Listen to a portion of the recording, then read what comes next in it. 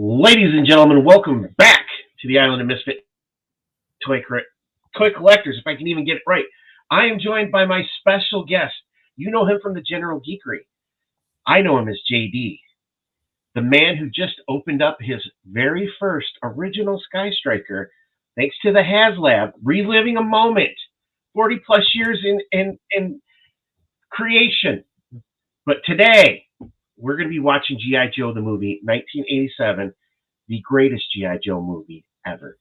JD, welcome to the island.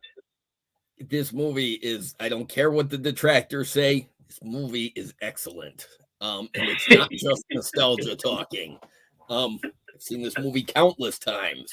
I will resist saying dialogue alongside the movie instead of conversating with Ryan. I will resist, damn it. Yeah, Ryan, thanks for having me on your show. Thanks for agreeing to do this with me. I was watching this a few weeks ago, and I was messaging Ryan, and I said I'm watching G.I. Joe the movie, and he said I was just watching that earlier today, and I'm like, oh, another fan. We should do a commentary track, and here we are.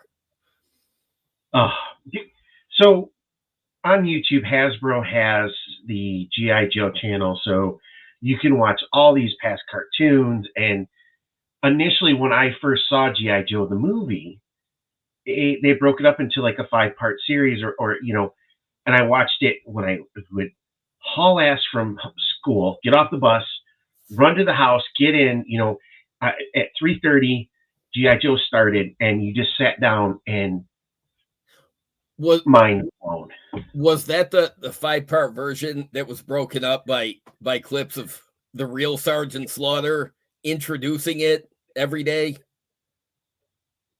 Okay, yeah, because when I first saw this movie the very first time, it was Saturday morning. We were living in Alabama. I was 7 years old, and it came on TV. Regular time, the G.I. Joe always came on TV on Saturdays, because I know they aired it during the week after we got out of school, but it was also on Saturday mornings wherever we were living. And all of a sudden, the Sunbow logo came up, but I'm like, what is that? And then the silver G.I. Joe logo comes on, and I'm like, what? What is happening? So I watched it, and then they aired it again sometime after that. And so for years, I owned this movie on VHS because my dad popped it in the VCR, and he recorded it off the TV. So for years, I watched it with all the same commercials that they had during the broadcast. So, but that was my second time watching it. After that, when they would air it on TV in the 5 parts, the daily, I watched it then too. So I have very fond memories of it. I remember when VCRs came out. As a kid who grew up in the 80s, I'm in my mid 40s, so I was born in 76. In 1980, we had this toy explosion thanks to Star Wars, and G.I. Joe came out in 82.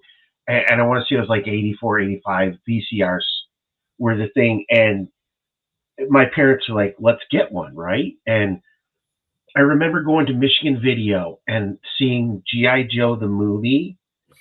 And I'm like, oh, I can watch it all in one setting.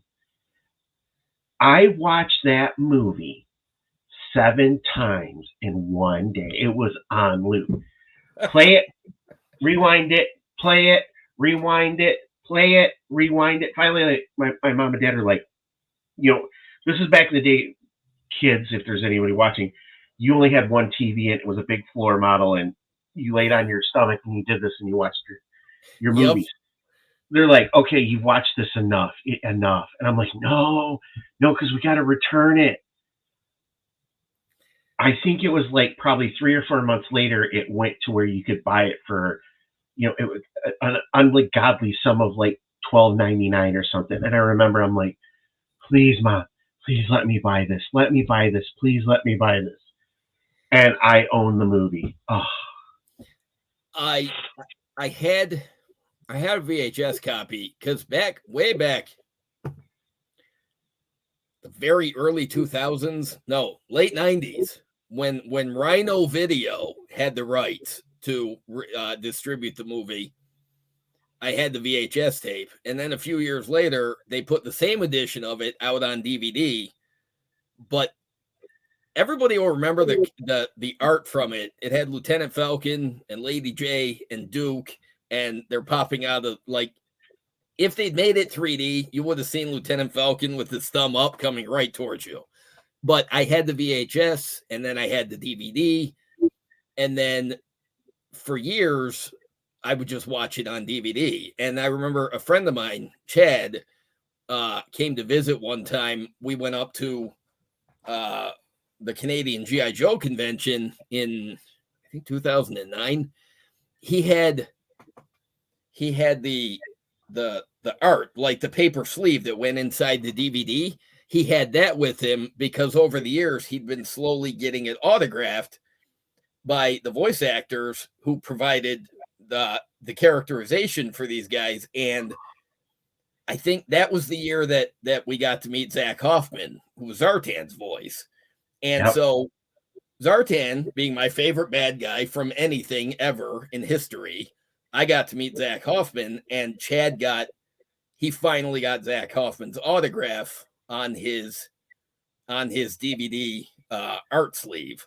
So, but yeah, he had most of the voice cast on this thing. It was really impressive.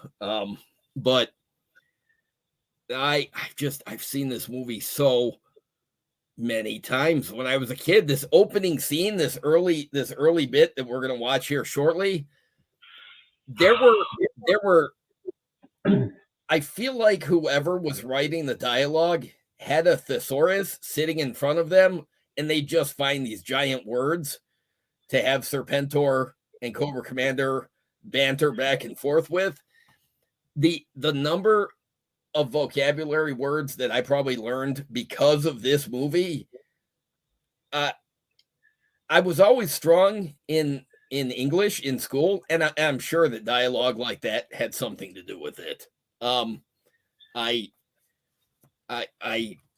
like world-class buffoon. I had never heard that phrase before this movie, but can't tell you how many people in life since then I've thought, wow, they're a world-class buffoon. So, how many people our age, when they hear DNA, don't sprout the line from Arise Serpentor? Arise. That's why I know what DNA stands for. Deoxyribose nucleic acid. Sure, I love the Jurassic Park novel when I was in middle school, but I learned it from G.I. Joe and Dr. Mindbender's DNA pyramid that he saw in his dream. There's so much about language that the G.I. Joe always sold, like even on the cartoon, the great dialogue, but the movie really put it front and center and got such happy memories of watching it.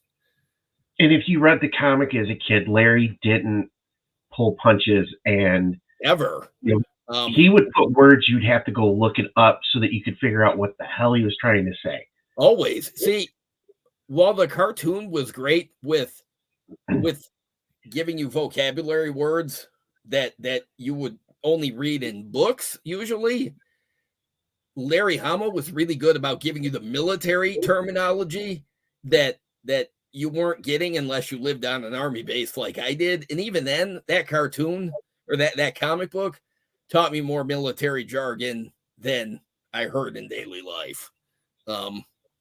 My favorites were the panels with the asterisk, and you had to go look at the bottom of the panel to see what the acronym was for. But that's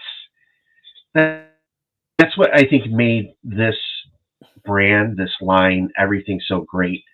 Backstory for this: Hasbro, Marvel, which owns Sunbow Animation, they had put out the Transformers movie, and unfortunately, somebody got the bright idea: we're going to kill off Optimus Prime, we're going to kill off Megatron, we're going to kill off all of your Transformers that you have, so we can bring in these new toys.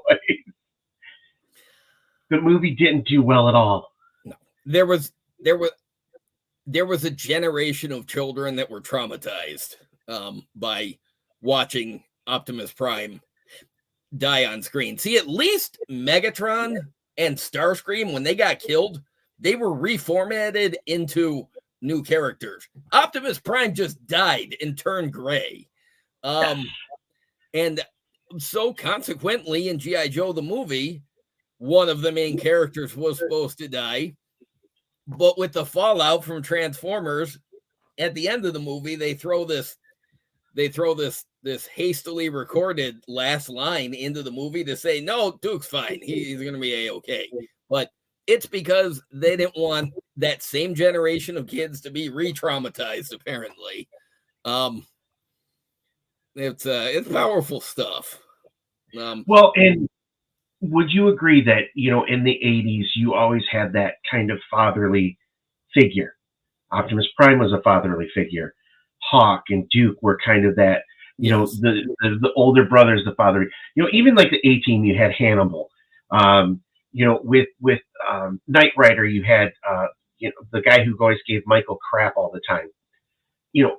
A lot of these shows that we watched as kids always had that older person who was the role model, and then the Transformer team. You kill Optimus Prime, like what are you thinking? They killed Optimus Prime, and then they killed, well, just about everybody else from the 1984 and 85 toy lines. I think there were a few that survived. Blaster survived. I think Jazz survived. Ratchet just, he got a hole blown through him. But it was brutal. G.I. Joe the movie, thankfully, they go that way. In fact, if anything, this movie, now we don't know what the plans that Sunbow had for a season 3 of G.I. Joe. We don't know what the plans were. We can only guess. We can only speculate. We don't even know if they had plans. But G.I. Joe the movie shows me that they probably did. And what this movie did was a good job of giving us a spotlight on some of the older Joes that we were familiar with from the cartoon before they presumably put them on the back burner to bring in the new cast. And I think it did a much better job of that. Sure, it took them out in different ways. Some of them got captured and whatever, but they didn't kill any of them, unlike those poor Cybertronians that just fell like dominoes. And Joe had multiple leaders in the cartoon. You had Flint, you had Duke, you had Hawk, Beachhead to a point. In Beachhead's mind, he was definitely in the chain of command. True. I know some people don't like Cobra Law's inclusion, and it went against what was in the comic book, but I think for kids, it's that sci-fi, goofy, over the top, alien type thing, and it just it's the campiness that makes it great. I wasn't a big fan of Cobra Law, but I had the figures, so I don't know. Oh, looks like we might have JD froze. We'll give him a second to hopefully jump back on here. But with this particular movie, I know there was a lot of critics for it. I think you also have to look at it as it was 1987 when this came out. And in the 80s, we had a lot of different movies that had very sci-fi type of a feel to it. Everything was easier to bring back in and kind of explain away by different things. But this is what the G.I. Joe movie gave us. So I see that you are back, sir. Awesome. Yeah, the internet cut out just for a second. It's real windy out. We got single-digit temperatures, and apparently the wind has the weather has decided that I need to take a breather or something. But anyway, sorry, but hopefully that won't keep happening. If it does, it doesn't matter. We'll make it through it. But I guess let's go ahead and get everything started. So both of us are watching this on Amazon. If you want, you can purchase this for like $9 on Amazon. You'll have a digital copy. I'm sure that a lot of people have hard physical copies. But due to YouTube's copyright stuff, and I don't want to get this video taken down, we're going to watch it. You guys can watch along, and then we'll just kind of feed in some of our commentary from there. So, JD, when you're ready, I am ready, and we can hit the play button. All right, I am at the counter says 004. I've got the Shout Studios logo on the screen. Perfect. All right, ready? Ready. Okay, 1, 2, 3, play. All right, so got the Sunbow Production, Marvel Productions logo, and then the star, the glimmer, and holy shit, there it is in chrome, G.I. Joe. And we got the comment. And nothing better than that. This is the beginning. This is the beginning of the greatest animated sequence for a children's cartoon ever. There is nothing better. This theme song, this whole animation, there's nothing better. You know, I dare say this. I think Top Gun's beginning was one of the best for any movie, and I would put that up against this any day of the week. Well, me too, but this was so advanced compared to the daily cartoon that we used to watch with the 30-second long, opening sequence. This was just like this made Cobra scary. Look at that. And then poor Major Blood. I wonder what happened to him after this. But this was like the heroics in this, the showcase that we get to see all the Joes. This is just beautiful. This is like America all wrapped into an intro is what it is. Yes. Fireworks, yes, it is. Explosions, balloons, the Statue of Liberty, G.I. Joe. I mean, yeah, the fireworks and just chaos everywhere. I hope there were no tourists in the Statue of Liberty for this, because they got more than they bargained for that admission price. But look at the detail on the Statue of Liberty. That's what it looks like. I've never seen the Statue of New York City, but all the pictures I've ever seen of the Statue of Liberty, that's what it looks like, and they got it right for this opening sequence. They've got the panels in there. You can see.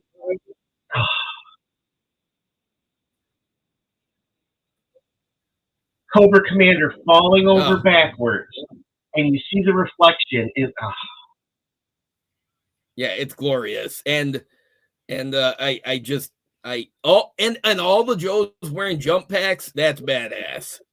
For the first time too, you're seeing ammunition, spent shells coming out of the weapons, so it looks more like tracers than lasers. Yes. I like the balance he did there, because they couldn't use bullets, but there goes the Cobra helicarrier. That's gone. That Viper flying the trouble level, I can't help but think he's like, oh shit, no pressure, but I better not crash. Now I got the boss on top of me. That poor bastard. And this is glorious. The swamps of Cobra Island, the detail they got here. You know what? He's not on screen, but you know damn well that Crocmaster is in the background out there somewhere. He's wandering around. He's lurking in the shadows. In fact, I like to think that crocodile on screen is Crocmaster's pet. Yep, that's Fiona. Yes. No, that's right, Fiona. She has a name now, thanks to the G.I. Joe Classified line.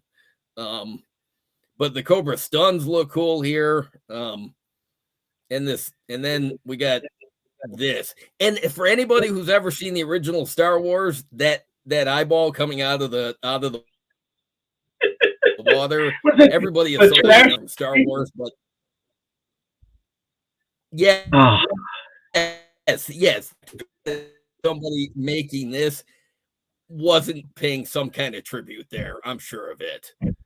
And the executive producer, Margaret Lesh, anybody who knows a little bit about cartoon history knows she was one of the people responsible for bringing Mighty Morphin Power Rangers to the United States, bringing television you want to watch. Look at that Cobra logo on that door, glorious.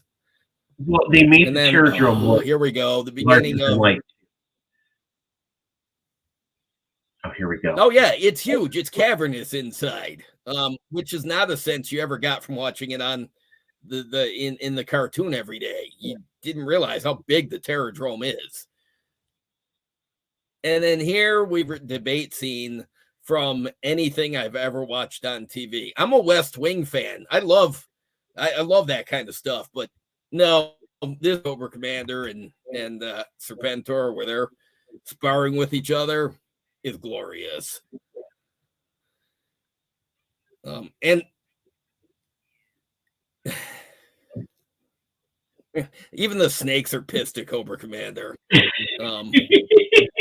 I always like the idea that the snakes were responding to whatever Serpentor was feeling, and he was like, they were like, see, look at that, they're hissing at Cobra Commander, like there is familiars. Anybody who plays D&D will know what an animal familiar is. I feel like those snakes, that's what they are.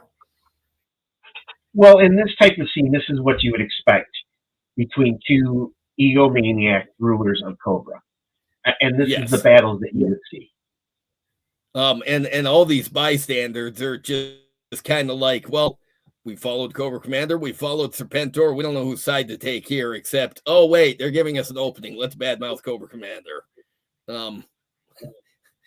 The Emperor has said that we can.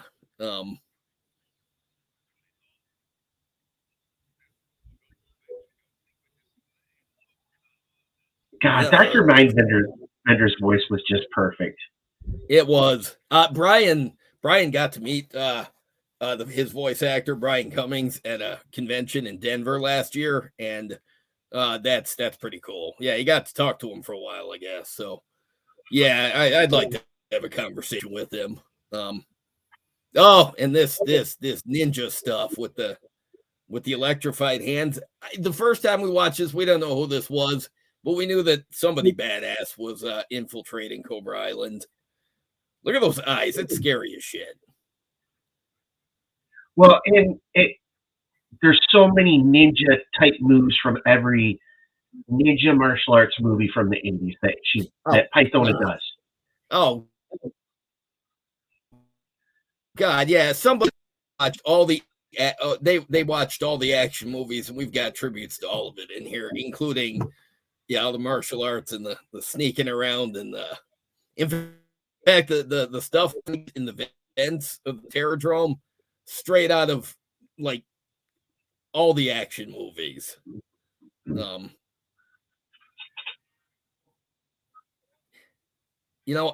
I kind of feel bad for the Cobra Troopers in here. They get taken out by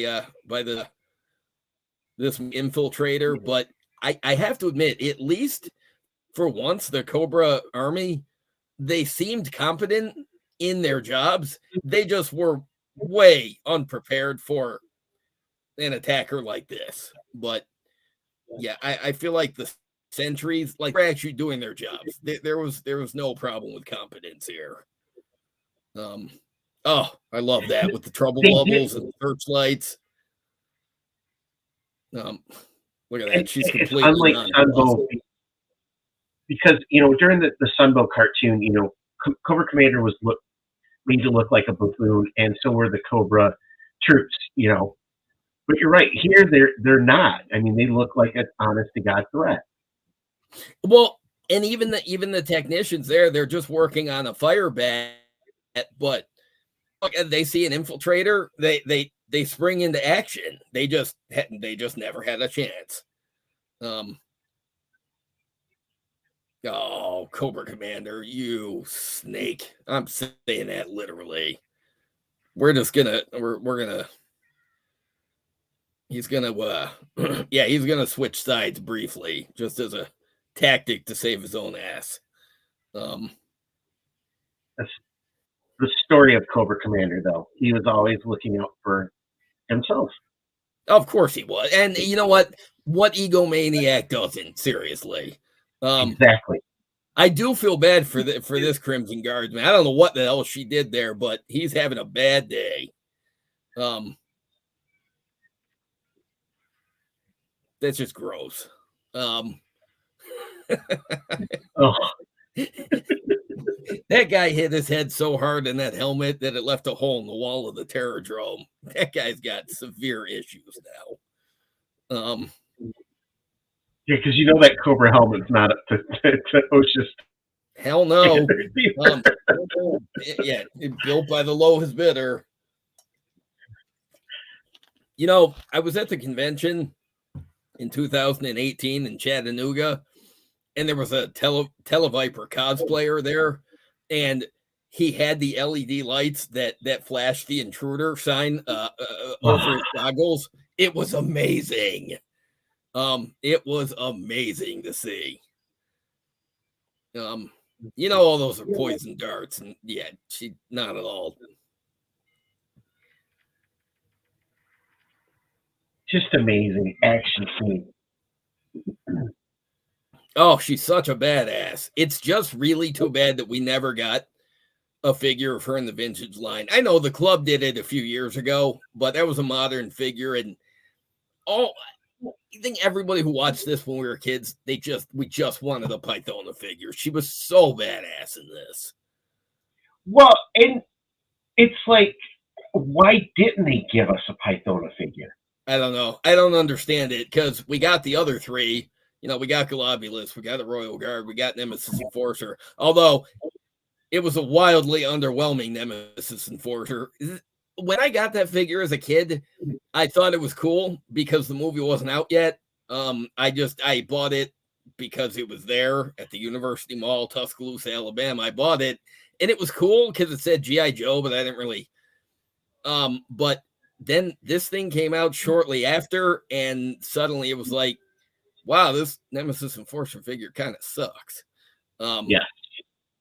I've never traveled outside the US, but if I was ever going to go to Switzerland, I would want to go find the mountainous location that this took place in with the horn. And now I love this. The little camaraderie, the conversations between the Joes. I love this stuff. And aren't we still wishing for a toy of the broadcast energy transmitter? Oh, yes. Yes, we are. Yeah. Well, I've seen a number of people do 3D printed models of it with LEDs and different stuff with it, and it's just like, oh, it'd be such a fun play set. That would be amazing to have. And I can't work with electronics. I can't do LEDs, but I do. I've seen a couple of those too. Now that you say that, I'm like, oh, that's awesome. But yeah, we're never going to get an official toy of it. Lame. Well, that. But you know what? It's okay if we don't because there's people out there that can make it. Oh yeah, totally. Yeah, everything the official channels, the official companies can't release, somebody out there is making it because of technology. I do have to wonder about the radiation that the BET gives off, but we'll worry about that later. Poor cross country.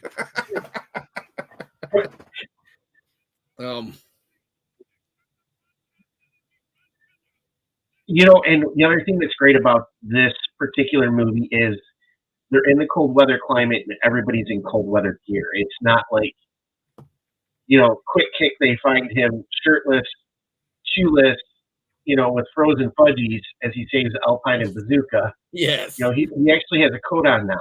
Yes, he's wearing boots and a coat. And Gung Ho he's actually wearing a coat. And we get a showcase for Snow Job here that we hadn't had in the cartoon in a long time. Yeah. Maybe walking's better for my health. I've made that joke sometimes in my life. And it I'm was going to be cool to see nitpicky. Mainframe and Dial Tone, the two tech guys, just being soldiers, just like they're trained to be.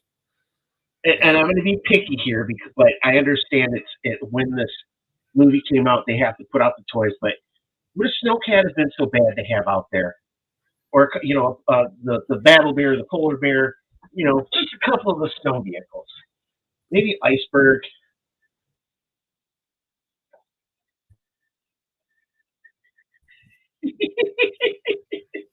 For me, that the Snowcat isn't out there. The hundreds and hundreds of times I've watched this, it's never occurred to me, wait, where are the Snowcats? Why do we just have the Havoc and all these other green vehicles? Where's this? It's never been lost on me that we don't have those like Leatherneck and Iceberg. They're not out here.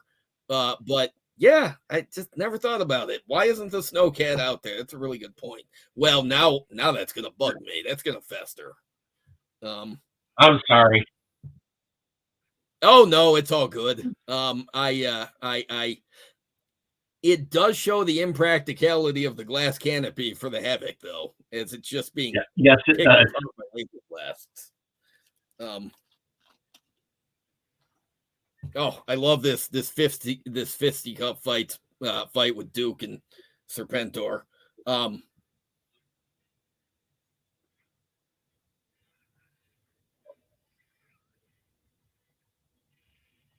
And bye Air Chariot. Oh, this is so cool. I don't know. I don't know where Sunbow writing this. I don't know where they got the idea for the BET, but they actually came up with a MacGuffin device that can easily rival the Weather Dominator and the Mass device as being a memorable piece of science fiction tech to drive the plots in this. They did a great job with it. Some of this movie could have easily been, forgotten about because it was released later, but it's like they released it at just the right time.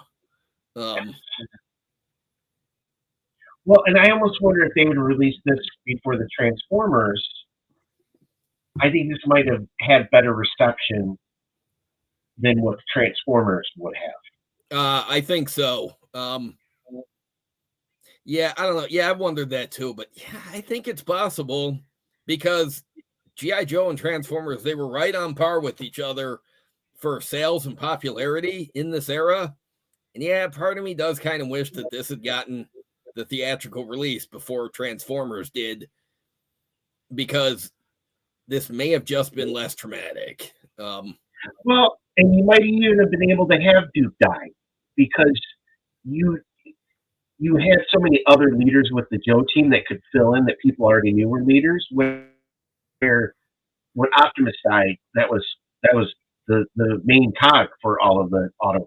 Well, yeah, because by that point, for the rest of the movie, it's who's going to lead the Autobots, Ultra Magnus or Hot Rod. But in that movie, nobody knew who those characters were, so neither of them had the characterization. They weren't built up enough to get invested with who's going to run the Autobot. We don't know. They're two brand new characters.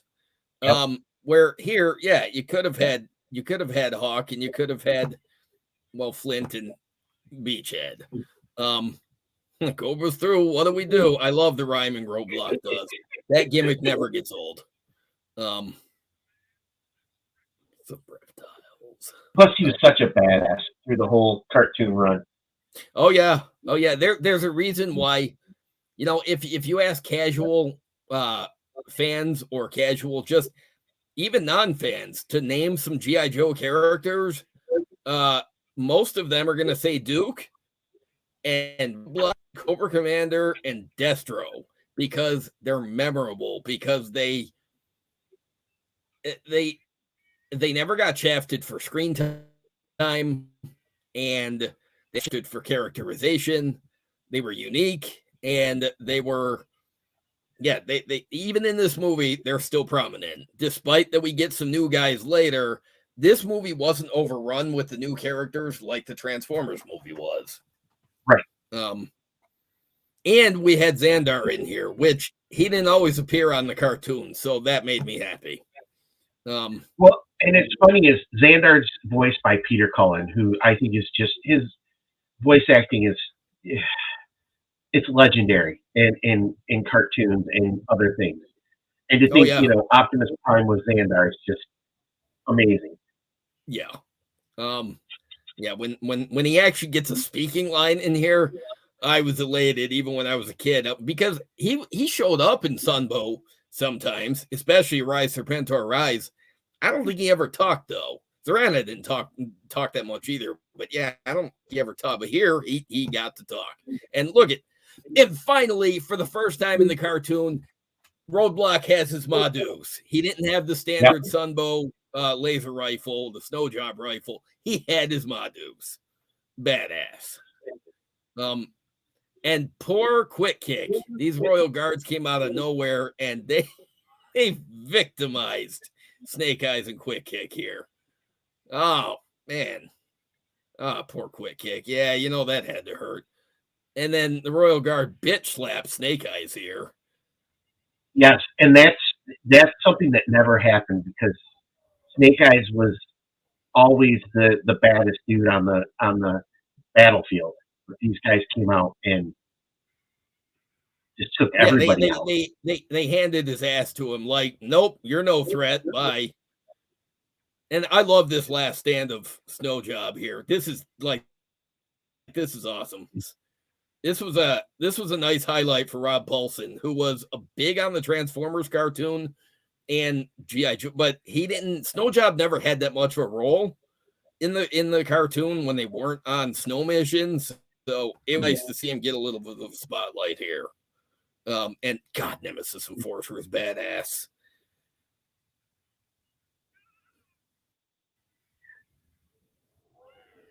I know I just recorded a video where I talked about the five figures that I want to see for Classified, and I think at some point we're going to get that 3-pack of Cobra La. But if they do Nemesis Enforcer, he has to be a little bit bigger than Serpentor. He just needs to be huge. He needs to skew more towards the 7-inch scale, and he needs to be big, and he needs to be beefy. You know where they finally did that 5th anniversary line with the comic 2-pack with Nemesis Enforcer and Falcon. Now that Falcon figure was trash, but that Nemesis Enforcer, he was finally big. He was bulky. He was huge. He was taller than everybody else. That's what he needed to be. And if we ever do see Classified Cobra Law, and I'm pretty sure we will eventually, they better do Pythona too. Yes, no, I want to see what they can do with Galabius with modern sculpting and new technology to get that snake tail right. The Cobra Law troopers are articulate they'll articulate shit out of that tail, because look at what they did with the articulation on Fiona the Crocodile. So imagine what they could do with Galabulus' snake tail. Well, you've heard of Boss Fight Studios, right? Oh, of course. Oh, yeah. You mean the snake people they did there? Countless customs I've seen of Galabulus. That people bought those because they finally a good snake tail. And I would like to see Hasbro do the same thing with the 6-inch scale. That would be amazing. I mean, the thing about Galabulus is as over the top as maybe he was legitimately scary, but that may have had something to do with Burgess Meredith's voice. Talk about iconic. But I love it. Oh, finally, we get to see here's Iceberg. He wasn't in the beginning, but that's okay. Maybe he would have gotten captured with everybody else. They needed him for this mission. And we never saw Hawk with his helmet off in the cartoon episode, so that was No, nice to see. He does relax eventually. Um, and here comes the right. Beachhead has always been a cool looking character, but from now until the end of time, he will exist in my head as his characterization from this scene in this movie. Um, no, I go to him his to Arise the Pit dialogue or Arise, perfectly. which is never wearing deodorant and being stuck in a coffin with mainframe. That's what I always go back to for Beachhead. Well, that's true. Yeah, when mainframe says talk about your deodorant, Beachhead said, "What do you mean? I don't wear any." Yeah, that's what we got to talk about. And then we've got this skip to this where, oh look, he's an actual drill sergeant. He's a drill sergeant, and he's awesome. When I was in the Army, Sergeant, oh my God, they were just like this. Although we couldn't get the best of them because we were fresh trainees and not, but yeah, that's kind of what these guys were. He yelled a lot, he threw things around. Yeah, that was the drill sergeants.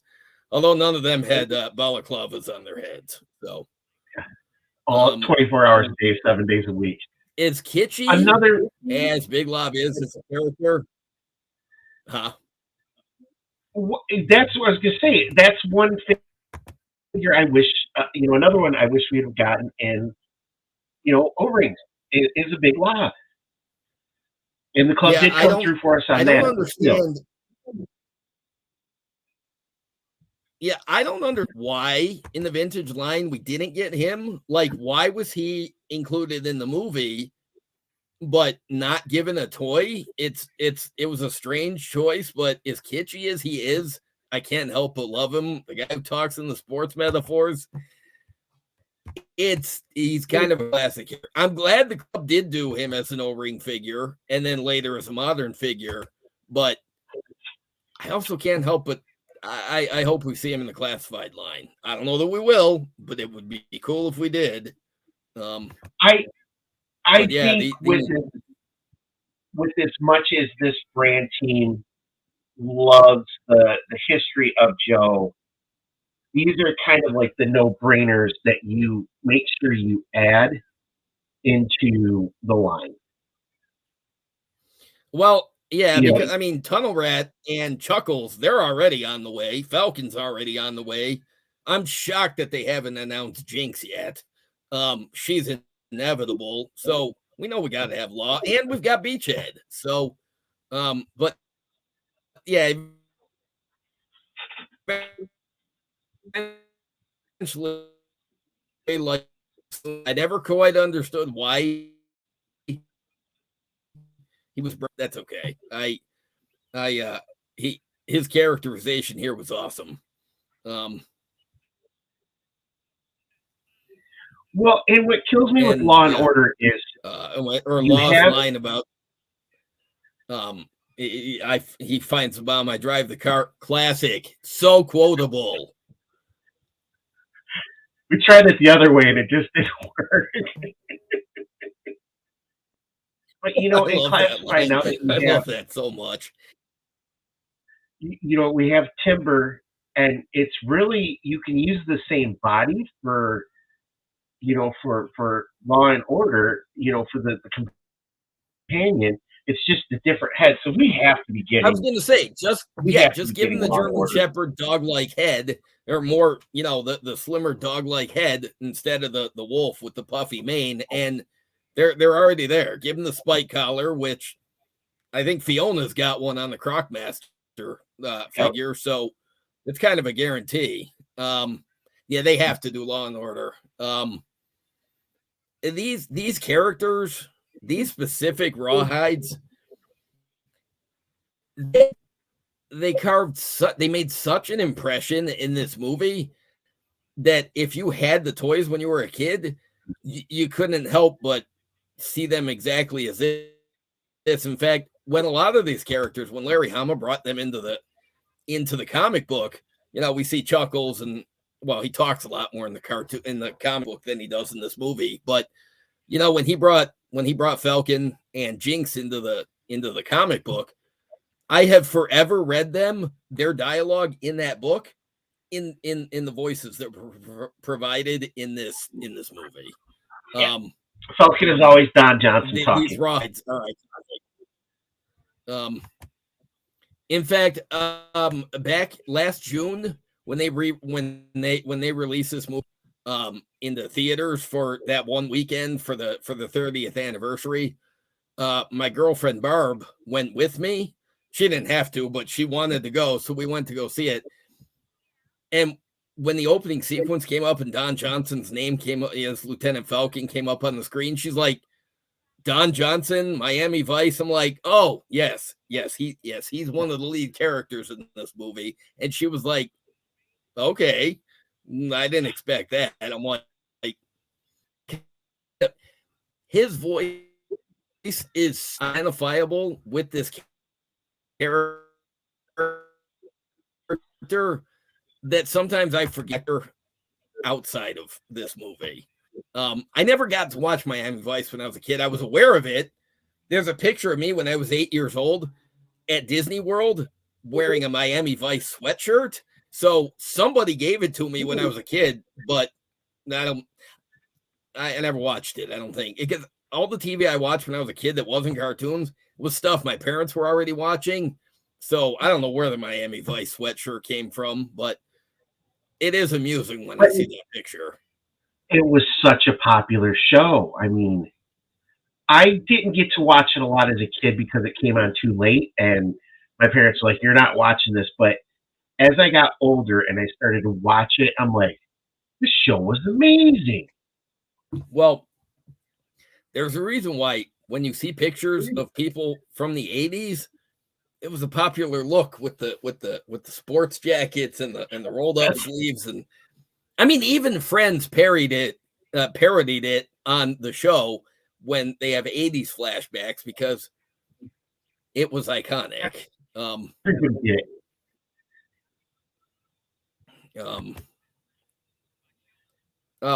Falcon, you big douchebag.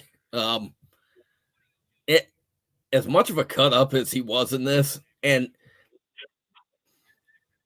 as it is that a U.S. Special Forces operator would be as much of a douchebag as this guy is, still can't help but love him.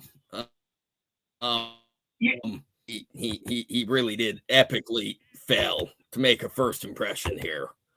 Look, this guy is a lieutenant Green Beret, and he wouldn't be as sloppy as he is in real life like this. But no. It's the 80s, and you had this was just character development, and we were allowed to do it. Well, and the fact is, it's Don Johnson, so we could get away with it. Although I have to admit, when Duke takes the film out of the camera and it's like this little disc with the, I'm like, that's like advanced technology. How come we never got that? Because this was the 80s where your cameras still had the little flash cubes, and or you had the super advanced Polaroid camera that would print your pictures right there in front of you. You just got to shake it up. But yeah, in this, you got the little film on a disc, and I'm like, why didn't that ever happen? But again, in the real world, we never got a BET either. So, all right, so some of the technology was not to be, but and then this is scene. iconic. Oh. Yeah, every time Chris McLeod, I'm the first quotes Thrasher here, it cracks me up. Because it is truly iconic. Thrasher is my favorite Dreadnought, and he's such a jackass. It's kind of hard not to love him. I have to admit that this is when I fell in love with Serana. That bathing suit, it was like, For me, when I was a kid, it was this for me when I was, and then later on, well, No, you know what? It was this, but it was also the card art. I love the way she was painted in the card art. And it always bugged me that the figure did not look as cool as the card art. And she did not look as cool as she did in the cartoon. And I, to this day, I still shit as a couple. Can't help it.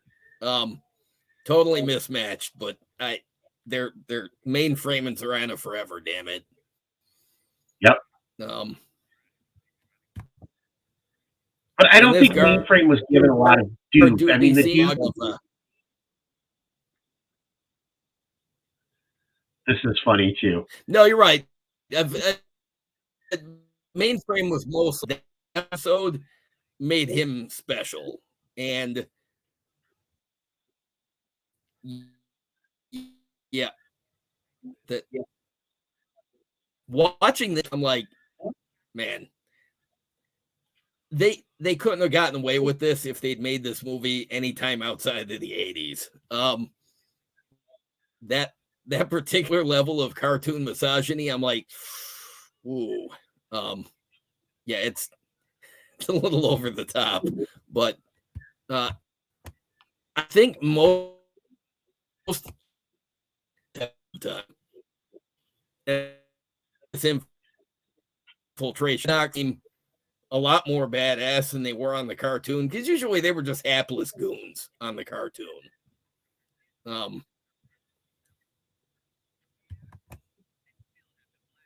I love how he's describing how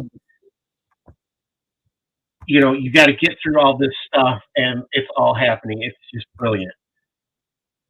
Yes, he's narrating it. It's like he's narrating it as they're going. But I love when he says a couple yards of super hard concrete. What other kind of concrete is there? But yeah, like he's describing all the security watching the dreadnoughts just lay waste to the place. And I really feel bad for Gung Ho Alpine and Bazooka here. They really got their asses handed to them. Oh God. Just anybody who ever watched Darth Vader choke the shit out of Captain Antilles and we hear that noise, I imagine that was happening with Gung Ho, but we didn't hear it over the laser fire. That looked painful. Don't call Jinx bad luck, jackass. Yeah, rude. Falcon as a skirt chaser, and then it being Don Johnson's voice with how Don Johnson acted in Miami Vice, it was like, this is perfect. Yeah, it was. It's cool that they got him to do this because that was unexpected. To me, getting Don Johnson to do the voice or Falcon here was as epic as getting Leonard Nimoy to do the voice of Galvatron in the Transformers movie.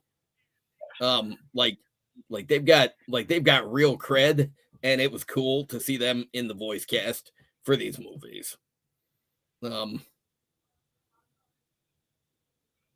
and Burgess Meredith as Globulus, he was Joker in the Batman, 60s TV show. So this is probably one of the most disgusting, make me laugh out loud now. Oh yeah, we're gonna fly into this hairy crevice. Okay.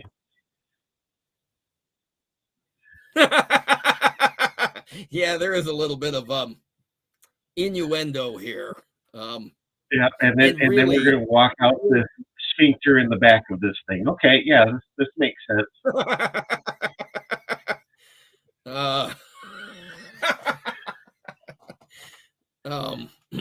I do love Roblox line. Even their Air Force is ugly. This is so gross though. They come out of there and you get the squishing noises as this thing lands, and you see him behind the eyeballs piloting this thing with those that biological, whatever. I mean, come on, that looks like a sphincter. I'm sorry. Oh, it It does. looks It out of an totally is. anus. Oh yeah, look at that. They're walking right out of a butthole. Yep, and the butthole into crabs. I mean, come on, this is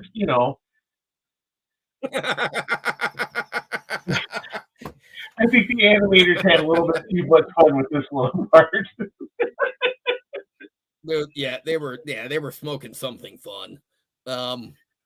You'd have to be for this. I mean, look at that armor. This guy is. I mean, he's got like an 18 pack of muscles there. He look. Dr. Mindbender looked like a professional wrestler, and Globulus made him look like a weakling.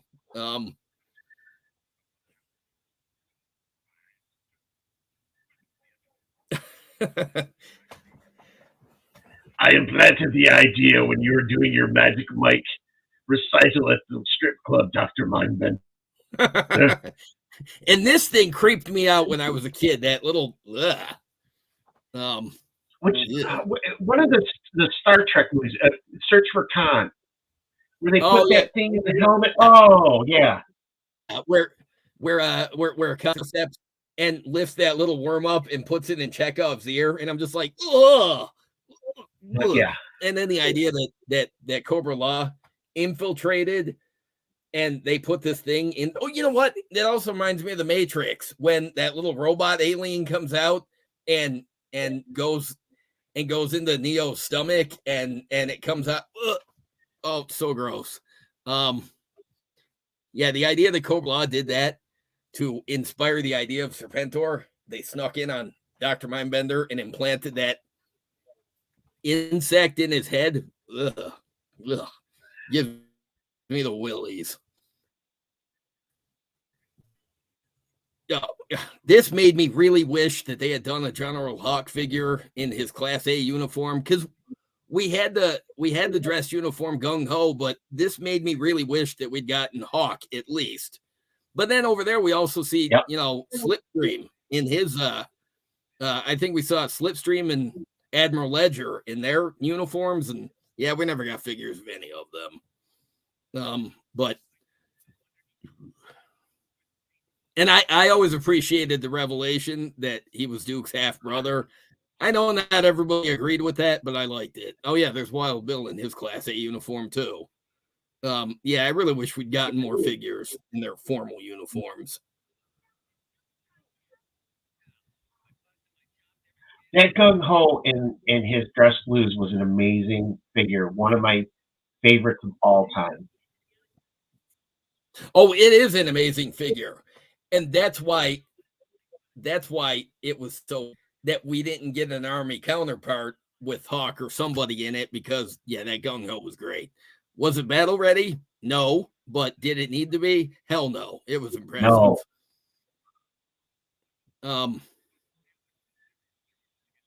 And yeah, how cool would it have been to see Hawk, a new version of Hawk wearing the same uniform, or wearing this uniform with the dress greens for the Army? That would have been awesome.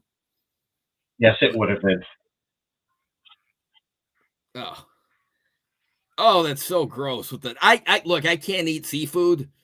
I refuse to eat any food that lived in a shell, and just the idea that they're using this giant mollusk as a prison for Cobra Commander, it gives me the willies. Although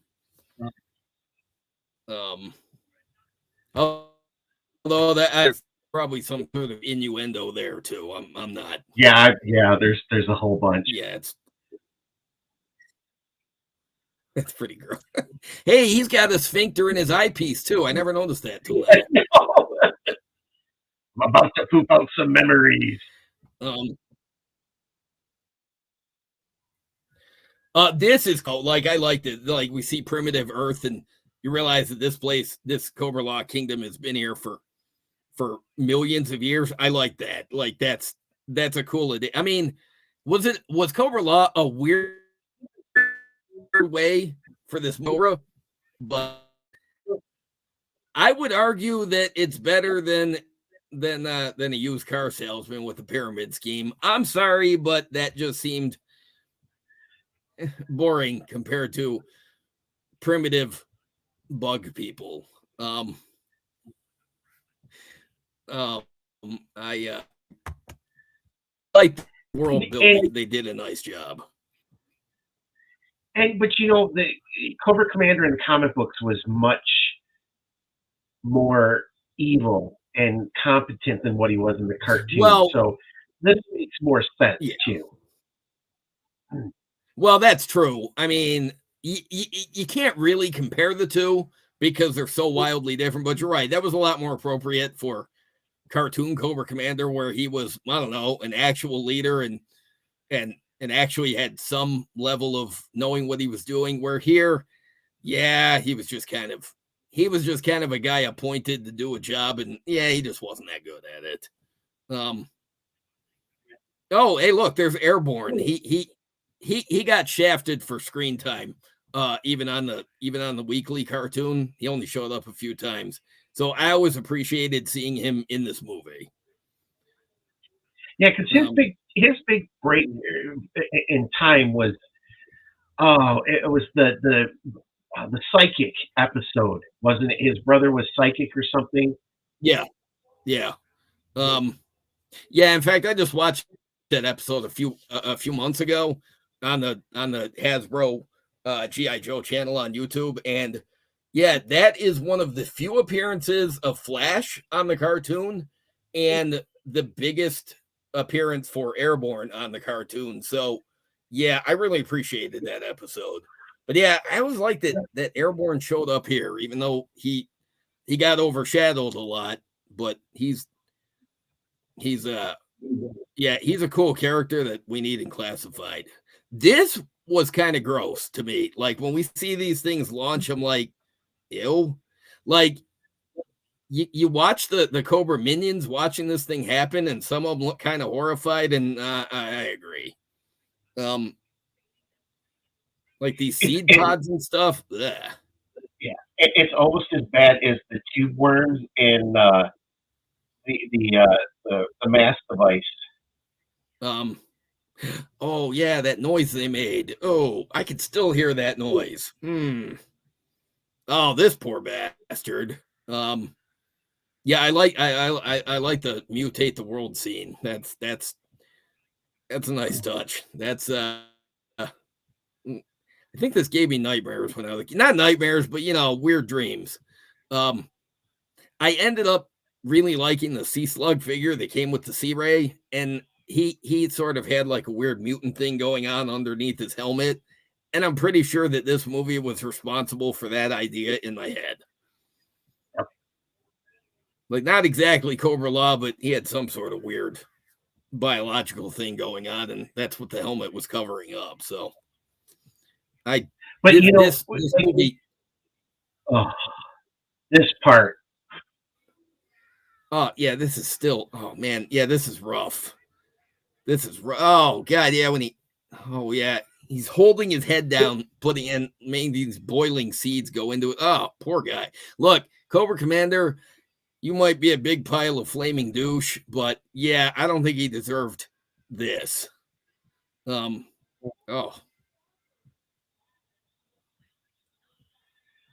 But the DC animated series completely ruined this because they found the snake and then they converted him back. Yeah, that was dumb. That was dumb. This was a powerful image. I'm not really sure that this was the best way to send Cobra Commander out, but uh, uh admirable at least. Um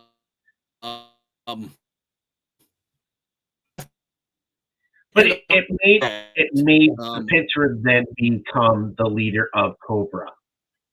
Because Cobra Commander is now gone. which is how I always saw him.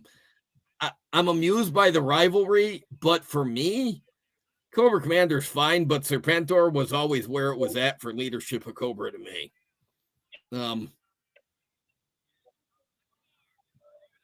This was great.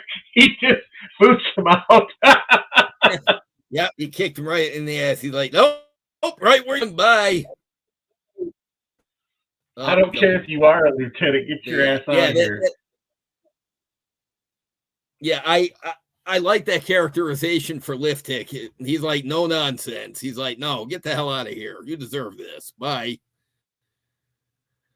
And oh yeah, good thing that knife was good thing he had that knife because otherwise he's a little bit screwed. But here we go. Here incoming three of the coolest. This is the coolest trio of cartoon characters in my opinion.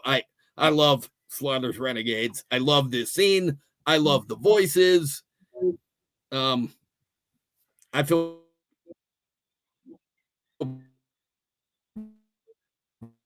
bad the voice act. Yeah, I love these characters. This is some of my favorite dialogue in any cartoon or in any movie. That goes for movie, yes. You gotta love These are it. like the Joe. I made some. These are the Joe Expendables. Yes, they're the Expendables. They're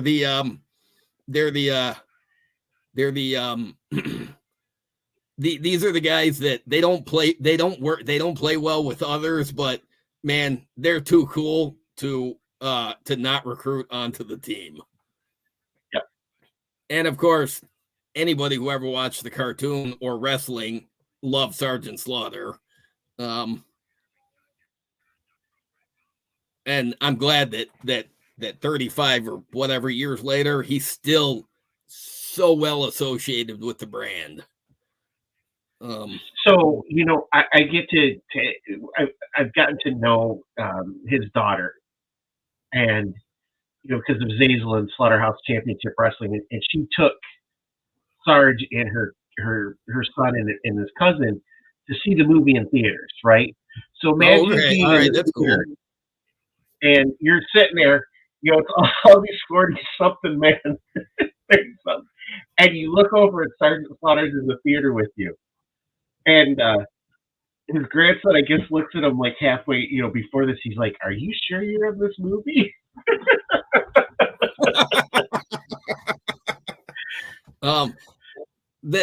That kind of reminds me of a post that The Rock made on social media a few years ago where they got a picture of himself and a picture of his character from Moana, and he's like, my 4-year-old daughter still doesn't believe that I'm the voice of the guy from Moana. And yeah, the Sergeant Slaughter's grandson must have been like, really? I don't that's pretty funny. The this is so I when watching this last year in the theater, that was one of the scenes that reciting the dialogue under my breath. I couldn't do it. The dialogue's just too good. I promised my girlfriend that I'm not going to go crazy with it. I'll try to restrain myself, but for that scene, I just couldn't. And I did look over and she's like this in her movie seat. And I'm like, yeah, I know. I couldn't help it. Joe was such a big part of my growing up. That's right. And I've watched this movie so many times that, I do the same thing. The Sunbow cartoon I can't watch without repeating the line for it. I love I love the cartoon. Again, I'm really glad that they put that they've got a YouTube channel dedicated to the Sunbow episode. I mean, I've watched a bunch of those many times, but sometimes I just don't want the half-hour cartoon. Sometimes I just have to put this movie on. Yep. But I can't. It's one of the things where while we do the commentary track, I've got the volume down on the movie, so I can just barely audibly hear it. But honestly, even if I muted it, I wouldn't need to hear it.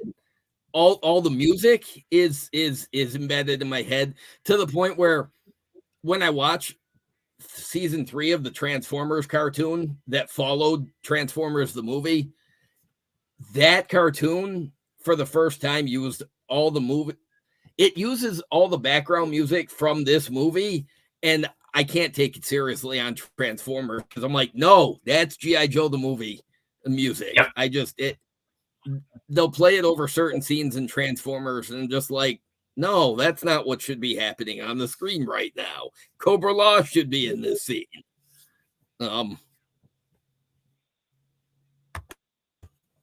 mean, I'm such a Joe nerd. I own a Real American Hero soundtrack. I mean, and I'll put that on and just listen to it. Oh yeah. I when they made the soundtrack available a couple of years ago for like digital download, like the official release. Oh, I bought it. And I watched it, and like whenever I hear the music, I can see a lot of the action from the cartoon in my head, like in my memory, and there's a sense of peace that it brings that very few other soundtracks can for me. Oh God, Roadblock is such a badass in this. The dude can't see, and he's still beat up on Nemesis and Enforcer.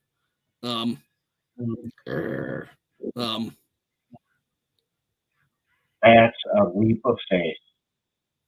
Yes, and every time I just sit there and watch, I'm like, oh, I hope they make it in the water. They do. I mean, again, hundreds of times I've seen. Really, when Nemesis Enforcer look down there and flies back up, I'm just like, he really just Nemesis. He just didn't care that much. He's just like, I looked, they weren't there. They must be dead. Bye. I'm going back to whatever I was doing. As badass as he was, turns out he wasn't that good at his job either. This part of this, it brings back a lot of the memories of. I remember this started on. We only got GI Joe during the weekdays, so it was running home from the bus, so that I didn't miss this. And you get that like half hour, 45-minute episode, whatever it was, and you were like, "Oh, I gotta wait till tomorrow to watch this." But the next day at school, everybody was like, "What did you think?" But and it was like this build up to Friday afternoon to when you got home, and then you had to wait the whole weekend before you went back to school to talk to your friends about it. The apartment in out, and for the few years that we lived there, he played G.I. Joe too. And I remember after this came on, after we watched it, like he wasn't at my house for the first viewing, but he was at the apartment in the front of the complex, and he had watched it too. And afterward, we didn't have all the figures to go with this movie. Obviously, like I had Law, but I didn't have most. But we found other figures to pretend they were those characters. And as memorable as the Rawhides were in this, the only thing I'm really sad about is that Fast Draw and Outback didn't make it into the movie. I would have loved to have heard what they would have done with their voice work, since they gave Chuckles no voice. He was just the strong silent guy. I have to wonder what would Outback have sounded like. I think he would have sounded a lot like an 80s action star, kind of like he would have sounded like Kurt Russell. And I feel like he would have sounded like a Kurt Russell. And I always thought of him as like Chuck Norris, but I think Kurt Russell would have been better. Yeah, they would have gotten one of the voice actors to do a Kurt Russell impression, and that's just how Outback sounds in my head. And Fast Draw, for being an obscure kind of forgotten figure, I always liked the character, and I feel like they would have done kind of a cowboy thing with his with his voice, because they describe him on the file card as like a handgun duelist, like he was like he liked the idea of the showdown at high noon.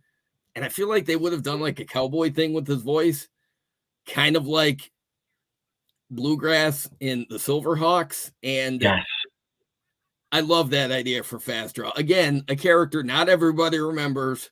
He's gotten the shaft for figure releases over the years, but I always liked the idea. I think he would have fit in if they'd done like a cow with the rest of the Rawhides, and I wish we could have seen it.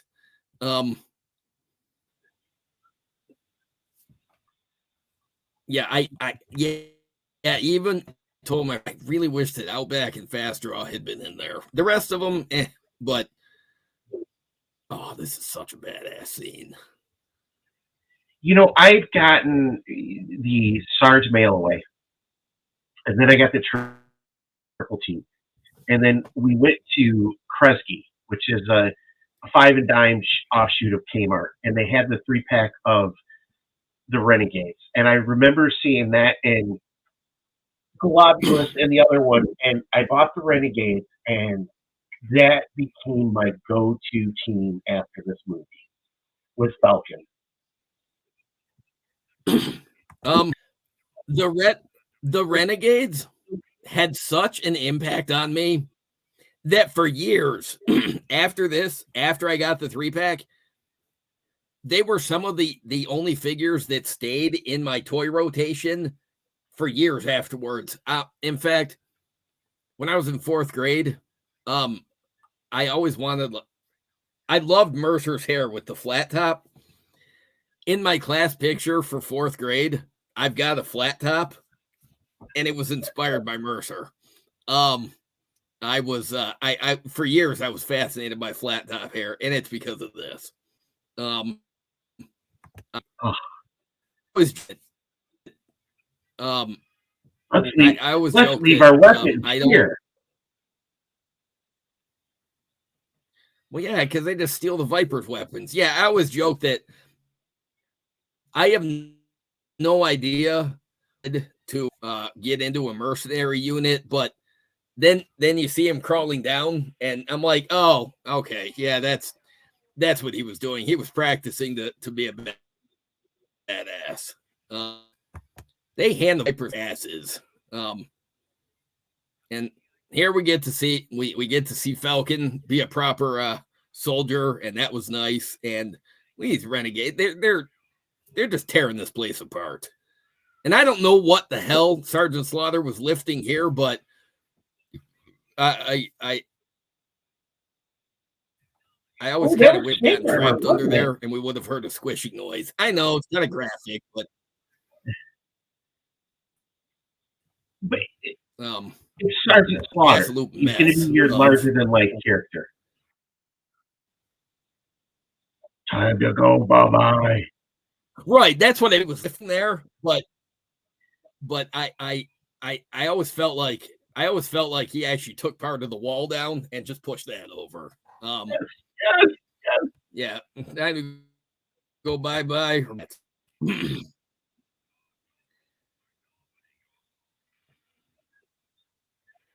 Serpentor pimp slapping Falcon. Where's the money? Over and over. And I love that the Renegades, they charge back in to get him. And I'm not a fan of the Crimson Twins at all. I like to think of them, they're less circus acrobats and more clowns. But I did like the idea, or I did like this scene where they're holding on to Falcon and just watching him get tortured by Serpentor just for giggles. Oof. Yeah, they did a number on Falcon in a short time there. Ouch. But this goes back to how badass that Roadblock was. So first time Sarge faces Nemesis Enforcer, he struggles with them.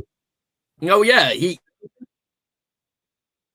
because he gets it, and then he gets punched out. But yeah, right, yeah, Roadblock even without sight, he did a better job facing Nemesis Enforcer. So I give the win to Roadblock. And look, as much as I am a Sergeant Slaughter fan, and I am, he's just not as badass as Roadblock to me. I think if you have Roadblock and Sarge together,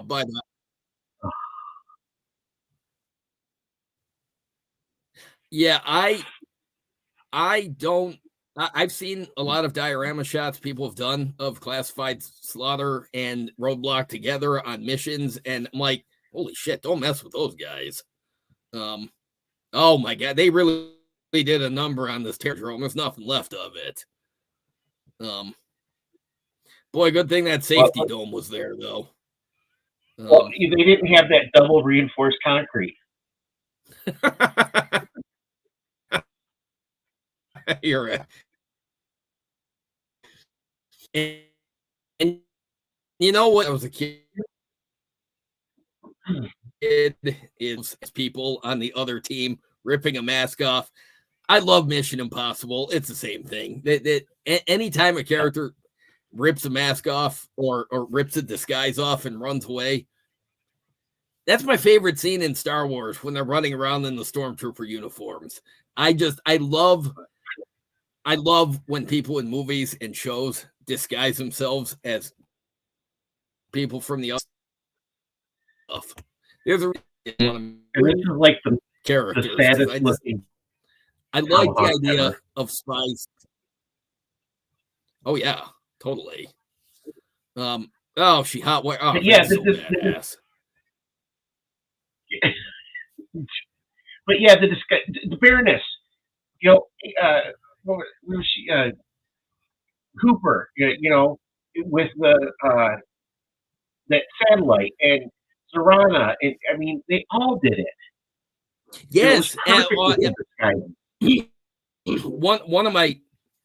of the most memorable scenes from the weekly cartoon for me is when Zartan is dressed. He's disguised as Colonel Sharp, and he does the reveal and he pulls it off, and G.I. Joe's like, "Oh shit, yeah, he was a perfect mimic of Colonel Sharp." The best scene from that cartoon is when he's like, they're shooting noodles and they're splooging. But the best part from that Zartan cartoon is the Colonel Sharp's like, "You'll never trick my people," and he's like, "That's the last thing that I needed, Colonel Sharp." He puts the mask on, was your voice. It's like, oh, my Zartan was a badass. Yet I think that's part of why Zartan's my favorite villain, because he could be anybody, he could do anything, and nobody would realize until it was way too late.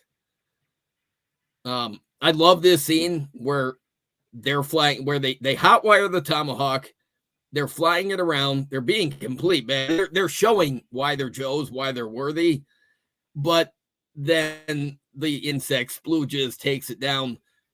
But Law's line when they come out of the where he's like, "Ay caramba," still quote that line sometimes. When I'm driving, if I see somebody do something really stupid and you kind of where you see an accident was avoided just barely, even if it's not you, somebody else in another lane, I just think if that had gone wrong, I feel like that line would have applied.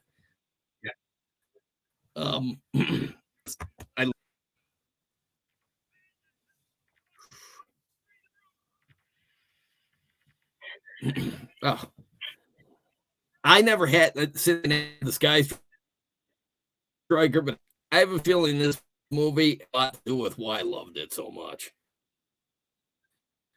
And then these, it's like G.I. Joe meets Godzilla now. Well, Rock and Roll did a good job making Stan, but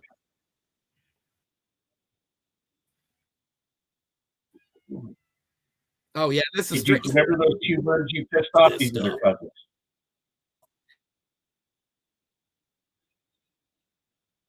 The detractors over law, but I love this. It's pure chaos, and the bigger the bugs get, the crazier everything gets. The more I'm like, "Yep, this is the most fun that they had on the cartoon." Yep. Those dreadnought weapons are wildly ineffective against that whatever that alloy is, but And Nemesis Enforcer comes in and makes short work of it.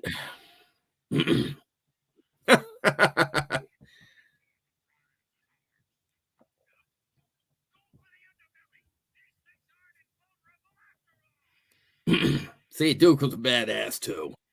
Yep. The yeah, who's driving the BET? I've never really noticed, but Destro. the Destro was driving it. that was him driving it. Okay.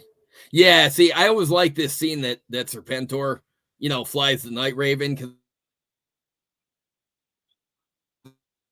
I'm like, yeah, he's probably trained a good job. God damn it. I love Serpentor. And I love the Renegades, and that that Night Raven is scrap metal.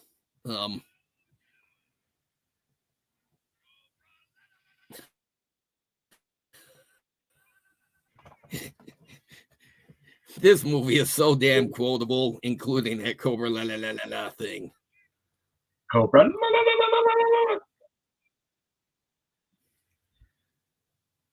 Here it comes.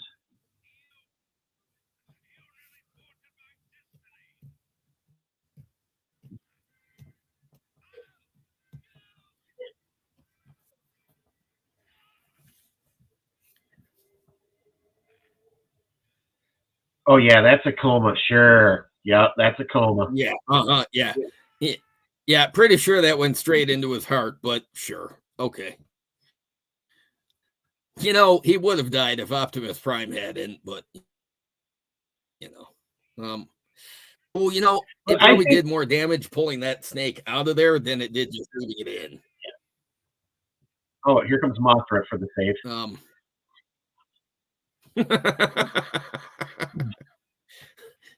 I like that it waited just long enough for Serpentor to get there. Seriously injured. That's an understatement, Doc. Doc's like, all I know how to do is change out O-rings and use some crazy glue to fix these parts. Well, I do have to wonder if in this movie he's asbestos underwear, like he joked about in the Weather Dominator episodes. How is Duke still talking? See, I know it's a cartoon logic and all, but seriously, there's no way. Although it was a good showcase for Michael Bell doing the voice work. Duke in my head will forever sound like Michael Bell, and they can get live action actors to play him, but no, they if they don't have the Duke voice, I'm sorry, it's just not right. If it's not Michael Bell's voice, it's just not Duke. Well, I'm sorry, but we've had Channing Tatum, and I was just like disgusted that they picked him to play Duke. You know what? I'm a fan of him, anyways. I've seen him in other stuff, and I don't. I just don't get it, but the character is the same way he wasn't. There was nothing Duke about the performance or the character as written. He wasn't Duke, and honestly, I was surprised that they didn't did Scarlet, but I think it's just as well because it would have just been somebody else that was so miscast as Duke. Although I mean, what's her name that played Scarlet? She did pretty well in that movie, but whoever they got to play Duke, it wouldn't have been right. You needed an older actor. You needed an older actor, and you couldn't make him come off as incompetent. He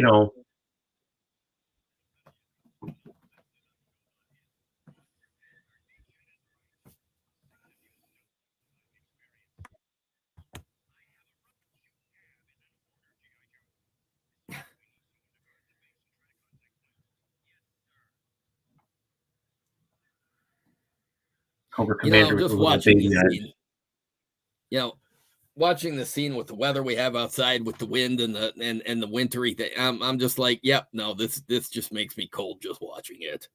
Yes. Oh, now he's choking. I love it. I'm glad that customizers like Matt A Commander, but it always made me sad that we never got one from Hasbro. Oh, Snowcat! Finally, like this. Oh, hey, look at that. Oh yeah, okay. So they left it out of the opening scene, but there. Hey, at least it did show up. It did. And there's Lifeline and his Shoot Me Red. I liked it. His coat matches the Shoot Me Red. I don't. Um,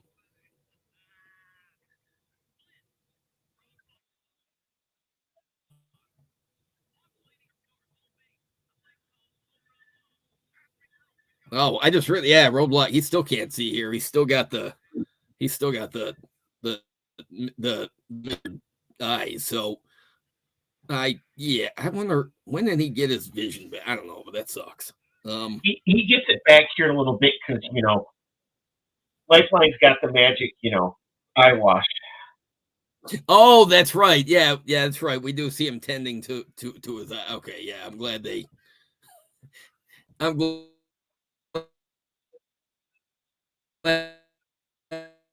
that it was a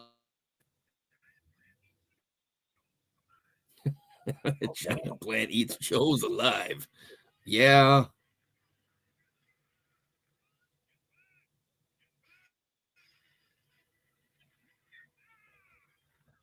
Man, we really do see Hawk in action in this movie a lot. See him flying the Conquest, now driving the Snowcat, and yet this gave a spotlight to Hawk that we didn't always get to see on the cartoon. I mean, never mind that the original team leader from the comics and the toy line didn't even show up until season 2 of the Sunbow cartoon, but we got to see him do stuff at least. To be fair, version 1 of Hawk from the toy line, he's just a blonde guy in green. He's not very Hawk like. No, I think in the most comic, people Stalker as was he the leader of existed the group anyway. from the Sunbow.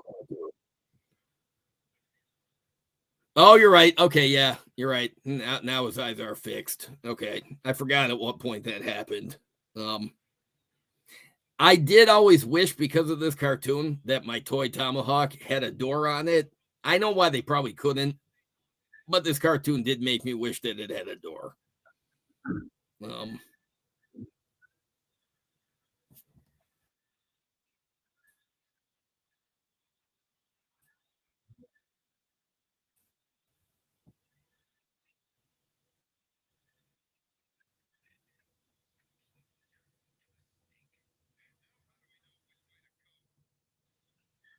Another underappreciated vehicle, that Swamp Fire. I absolutely loved my Swamp Fires. Fire when I was a kid, but this cartoon made me wish that I did. This dialogue right here, when they say hello, hello, hello, and then Law says adios, adios, adios. I just, it's so iconic to me. God, I love the dialogue in this movie. Look at all those Joes coming out of the water and just beating the shit out of the retina. Yeah, I never had a Swamp Fire. I always did want one because of this. Yeah, it was one of those things. I remember I had the Dreadnought, the like the tricycle, the 3-wheel motorcycle. Yeah. I had one of those. Another badass toy. It was a badass toy, but yeah, it didn't have the same mystique that the Dreadnought Swamp Fire had, but it was as close as I could get. I would like to Clyde scale 3-wheeled motorcycle Dreadnoughts, but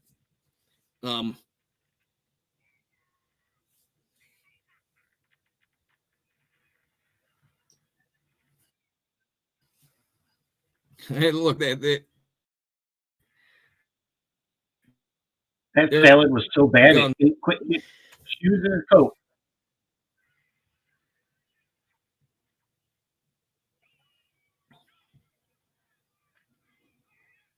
Oh yeah, they're Footloose and Leatherneck and Wet. I think that's the first time we saw them in this movie. Yeah. Um, um, whose bird was that? Was that free? Wait, there was just a bird at who's? It's supposed to be Freedom, but they didn't color it right. Okay, yeah, because well, in Spirit's not in here, is he? Uh, Briefly, you see but him yeah, on the I initial charge in.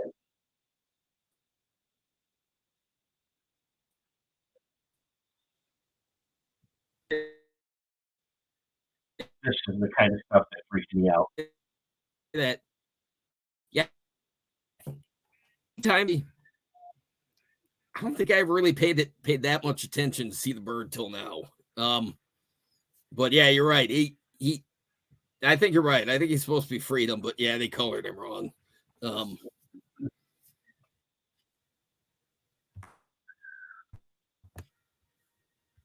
I love that.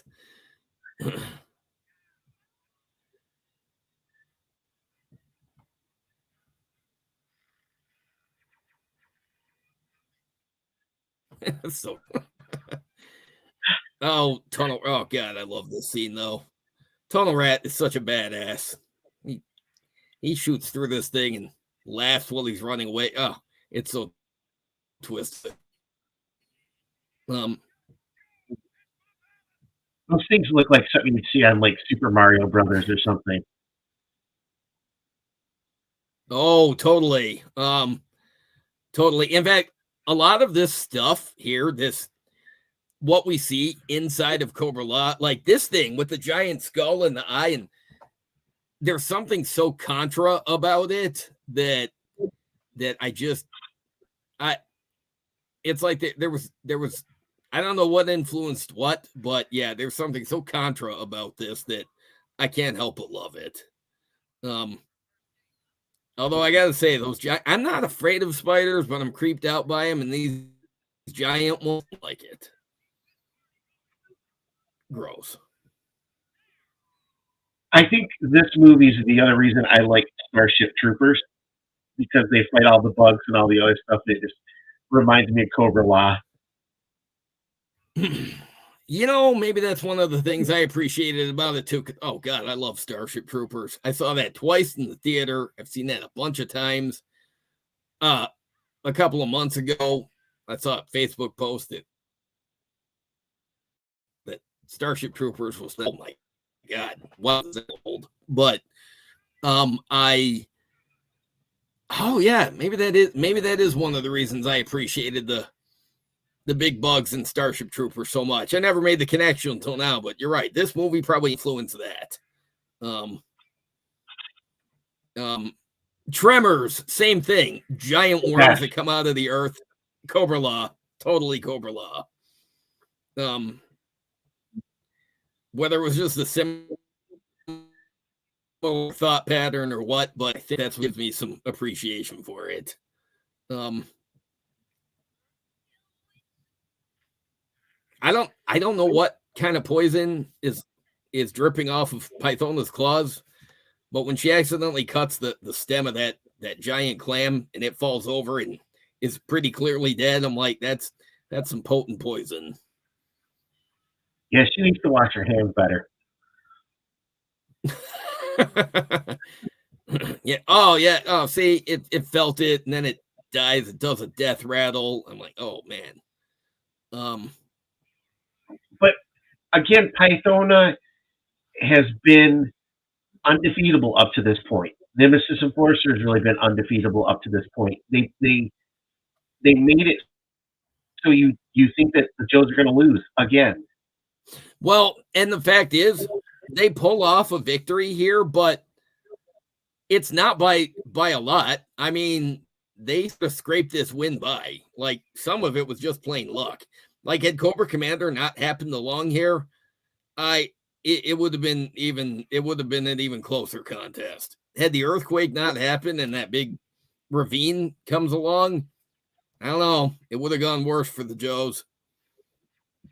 Although this scene right here, this is why I feel like the shotgun is iconic with Falcon, and I don't like him using other weapons because I feel like the shotgun is just so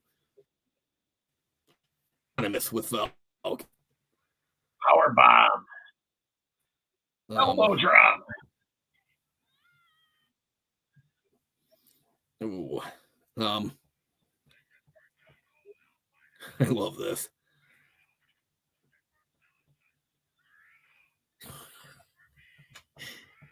This is Sergeant Slaughter in full-on wrestling mode, even in the cartoon. But Nemesis Enforcer knows all those moves anyways. Pull the Hulk Hogan. Yeah. Cobra Clutch. No. And that was, I feel like at some point, Pothona and Nemesis Enforcer probably both crawled out of there, and they're still alive. We just didn't see it. Yeah. It just occurred to me that this is the second air chariot. I wonder how many air chariots Serpentor, because the first one got blown up in the. So I have a feeling he goes through a lot of them. Yeah, I was gonna say, probably like Shuttlecraft. He probably had a line of like 10 or 12 air chariots just in case. Oh, the bone cracking sound effect is potent. Yeah, see that right there? Yeah, this is. Yeah, we need a classified globulus. And yeah, the like the boss fight studio snakes do. When he jams this thing in the globulus is oh damn. Ouch.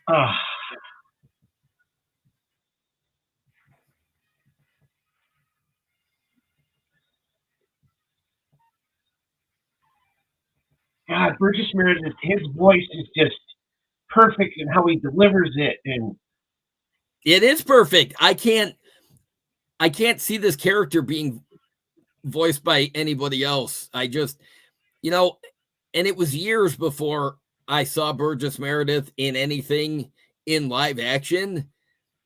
Because when I was 7 and this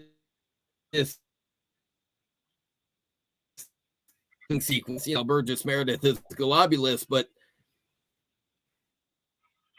it was a few years in live acting, and as soon as I heard his voice, I'm like, oh, that's globulus. Like without knowing who he was when I watched this, I'm like, the voice is so iconic. He makes such a great villain, and also such a great motivational speaker for Rocky Balboa. Yeah, but I said earlier that he's the Joker in Batman. He was the Penguin in Batman. Yeah, he played the Penguin. Adam West. Which he was perfect because the Vegas comedian or the Vegas performer Cesar Romero, he was the Joker, and he wouldn't shave his mustache off, so they put the white face paint over his mustache. But yeah, Burgess Meredith as the Penguin, I don't really like anybody else doing the voice. Like even I like Danny DeVito in Batman Returns, and I like the Penguin in Batman the Animated Series, but I wish that he had sounded like Burgess Meredith. Right. His voice is so iconic. Yeah, he was great. Yeah, I really want a class of Cobra Law figures. Didn't they say like the broadcast energy transmitter like cost like billions of dollars, and here the Joes just blow up another giant base? Yeah. They wreak absolute havoc on this whole area of the Himalayas. Yeah, they probably changed the like after this mess, the cartographers in the world were probably like, oh god, now we have to redraw the map of that part of Europe. And now we know why, toilet seats that the Defense Department buys cost, $750. The time was to make up for all the G.I. Joe skyscrapers and everything else that they crashed. You know, I'm amused of the cartoon where it's a Cobra plot, but the DOD is pulling G.I. Joe's funding because they cost the taxpayers too much money. I know it's a Cobra plot to sort of defund the Joes, but I always just felt like some of the bean counters in Washington probably were just thinking, how many of these jets are these people? Like, these guys are supposed to be like elite military, and how many motorcycles have we lost this month? Where are all the jets? We can't keep building these jets. We've got to, and not to mention how many federal buildings get messed up because of this I'm just like, they must just be thinking we simply can't afford this. Hey, Cat, what are you doing? Get down. The cat's getting into stuff. Hey, what do you think you're doing? You doing stuff for attention because I'm sitting up here? Sorry. That's all right. It happens. They're like kids.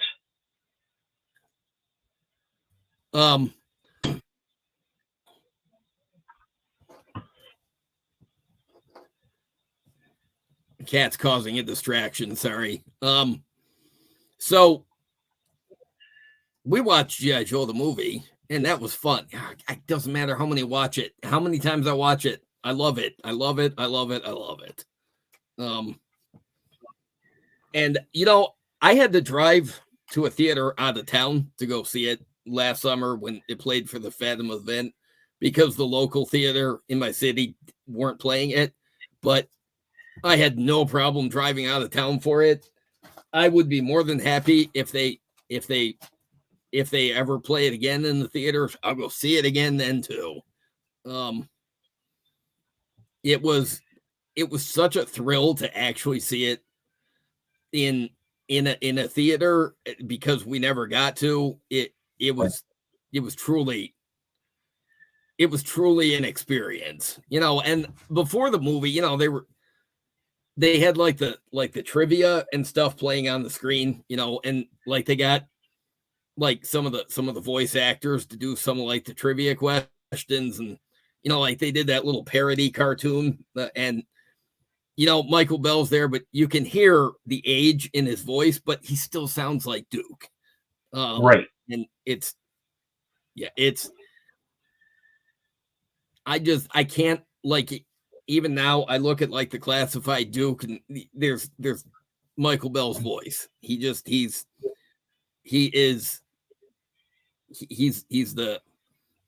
like, cause you think of Duke and he's like the poster boy. He's got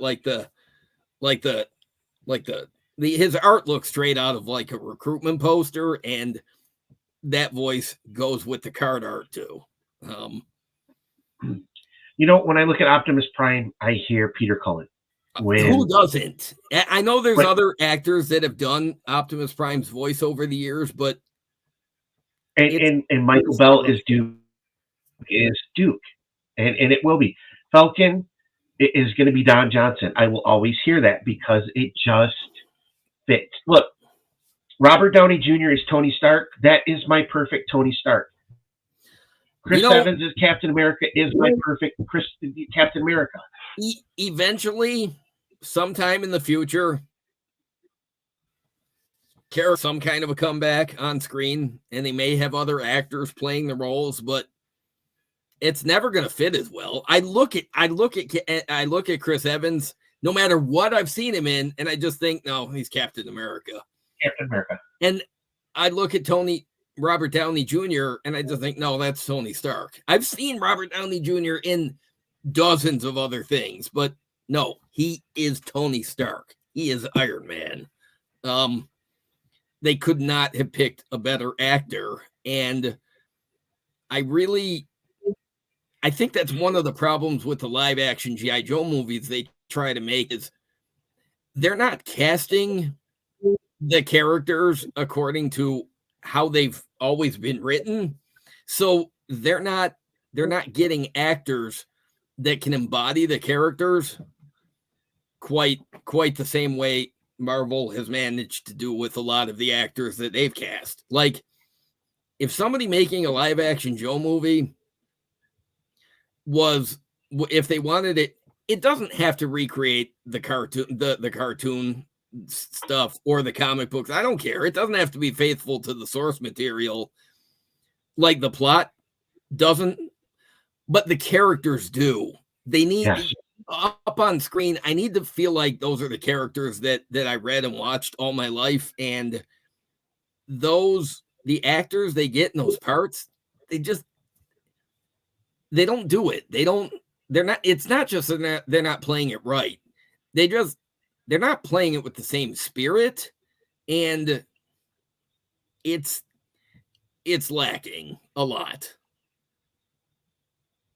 Christopher Reeves will always be Superman to me because he was the perfect casting as Superman. Yes. Michael Keaton is Batman for me. Yes. And I never would have thought that, but yet it was such an amazing casting because you wouldn't expect Michael Keaton to be Batman, but perfectly. I remember back in '89 when Batman was coming out to theaters, there were a lot of news articles and interviews with Michael Keaton that basically said he's a comedic actor. Can he play Batman? But when Batman isn't being played like Adam West, because at the time that's who we knew. Casual watchers, they didn't know that Batman was super serious in the comics. They knew Adam West. And for that characterization, people thought, well, Michael Keaton's good. But when they realized that he's playing the Dark Knight, people were like, Michael Keaton, because he was a comedic actor up until that point. He didn't do a lot of dramatic stuff. But yeah, he turned out to be perfect. But he could have turned, he's one, I feel like that's always going to be his part. But, well, and Kevin Conroy, but the dude played him for 30 years. Right. But I can't help but feel like the next time they make a live action G.I. Joe movie, and they will, they need to make the characters feel recognizable. They don't have to recreate the source material, but just make them feel like they're playing the same character. I mean, look, one of the things that they did right was get Dwayne Johnson to play Roadblock.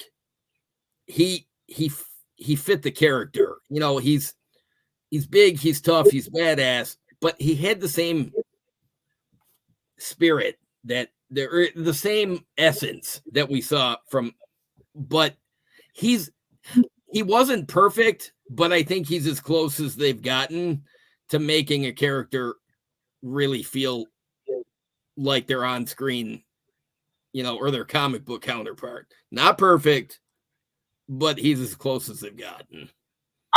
With Dwayne, with The Rock, he always plays The Rock playing a part in a movie.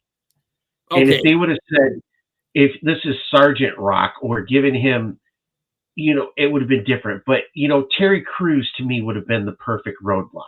Oh, I agree. That's what I'm saying is I don't know that he was perfect as Roadblock, but I think he perfectly embodied what G.I. Joe is supposed to feel like on the big screen. Where DJ Catrona, who played Flint, he wasn't Flint. No.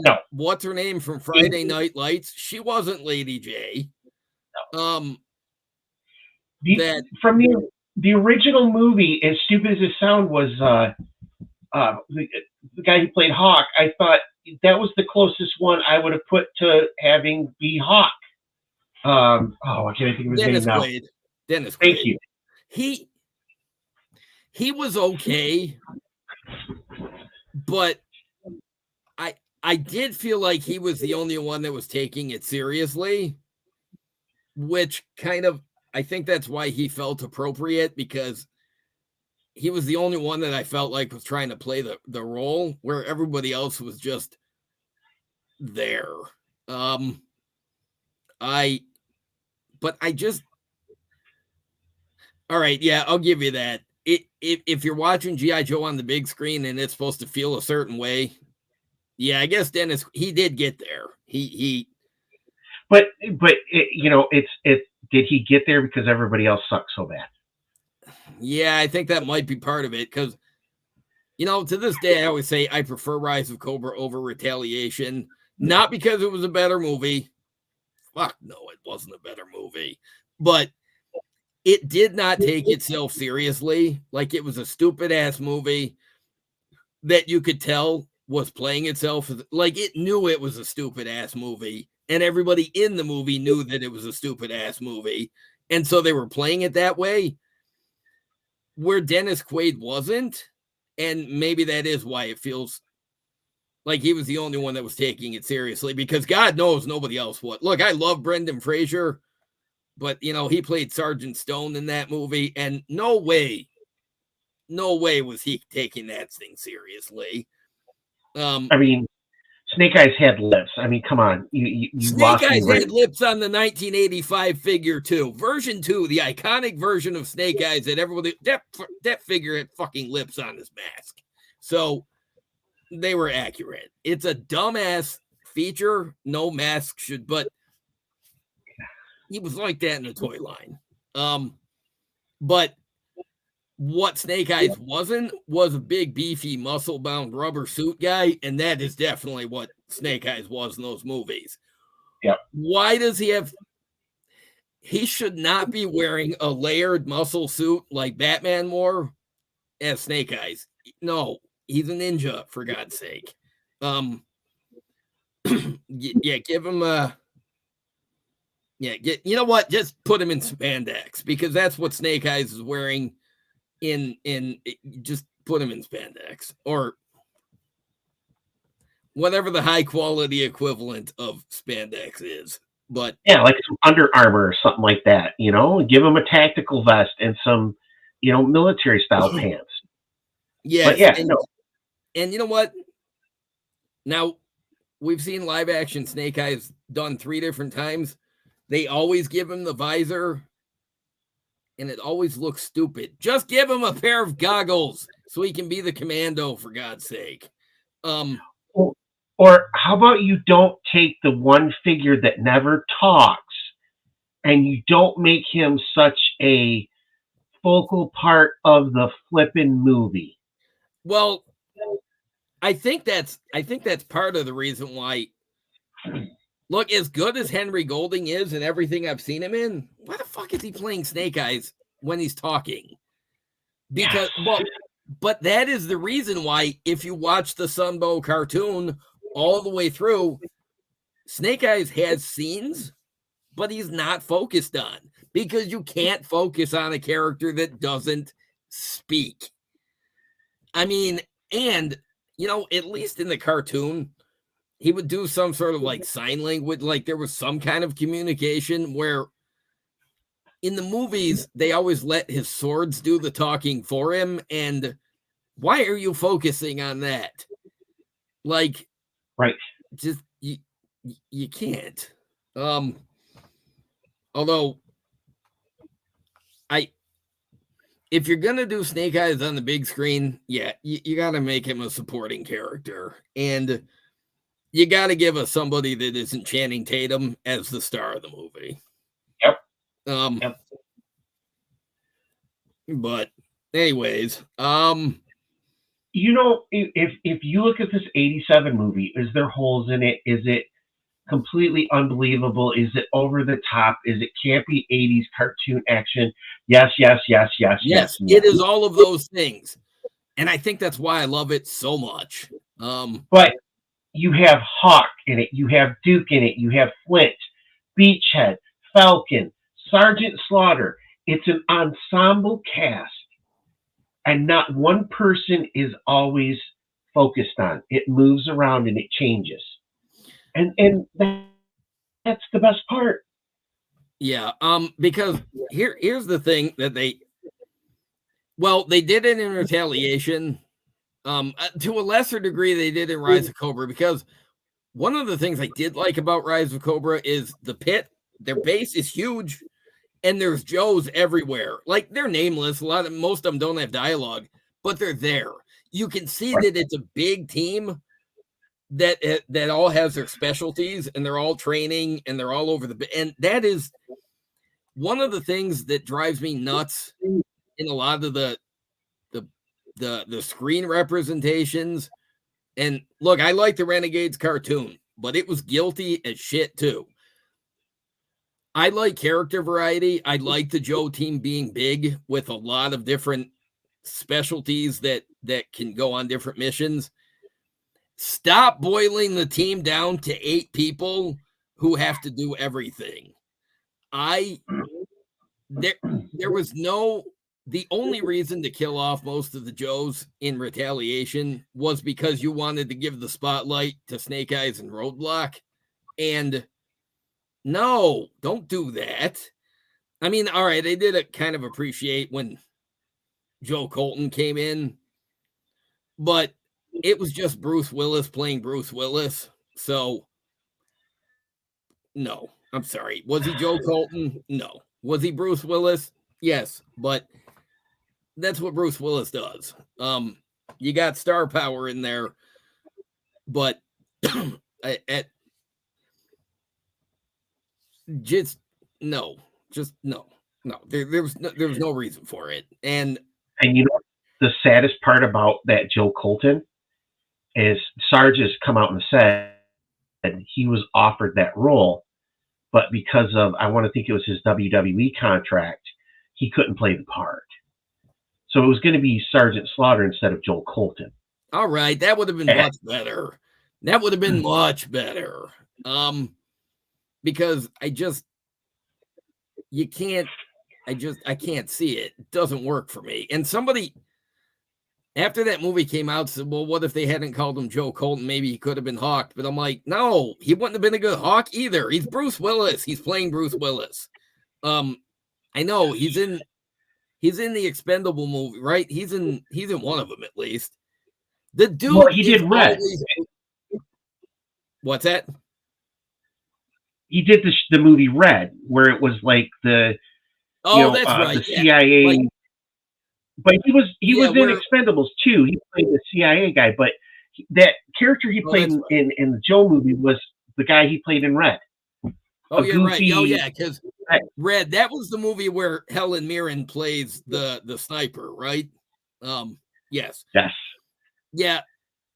But yeah, that's Bruce Willis doing what Bruce Willis does. Don't call him Joe Colton. No, don't. Stop it. But the cartoons do it. The look, Sigma 6. I bought the toys. I watched the cartoon. The cartoon drove me crazy for many, many different reasons. But stop boiling my Joe team down to 8 people doing everything. No. You know what? You don't have to have 200 people on the team like the vintage toy line had, but good God, you've got to have a roster that's bigger than they do. Stop boiling the team down to 3 or 4 people that star in it. And, I'd like my Joe team to be big and varied, and they're getting around to it in Classified. Give me character variety, damn it. I don't need to see the same people going on all the same missions with different gear on. Damn it. And I don't know if G.I. Joe lends itself to being a movie. If it's more so a TV series, because you have more of an opportunity to tell a bigger story over a longer period of time. I can't get too critical of, no, I take that back. I can get real critical about the official G.I. Joe movies they made because they're not well done and they don't feel like G.I. Joe a lot of times. But then there's a lot of movies that I watch that do feel like G.I. Joe movies, even if they don't have it in the title, and I'm good with that. The Expendables is there.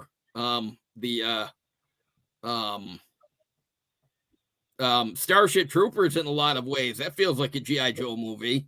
Um, there's no if you can't do G.I. Joe right, you know what? Just give me other movies and I can just pretend that those are G.I. Joe characters in there. And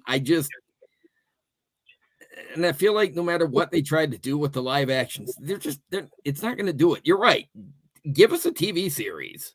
Like, give us, like, make it put it on streaming. Give us 10 episode seasons where, or, have, like, stretch out the season over 2 or 3 different missions, a few different story arcs, and give us a bunch of characters that are all specialized in things. And yeah, stop trying to cram all this into a 2-hour movie because you can't serve both G.I. Joe and Cobra side of things and do it well, because then you end up with stupid shit like a character they call the Doctor becoming Cobra Commander. Are you kidding me? What are you doing?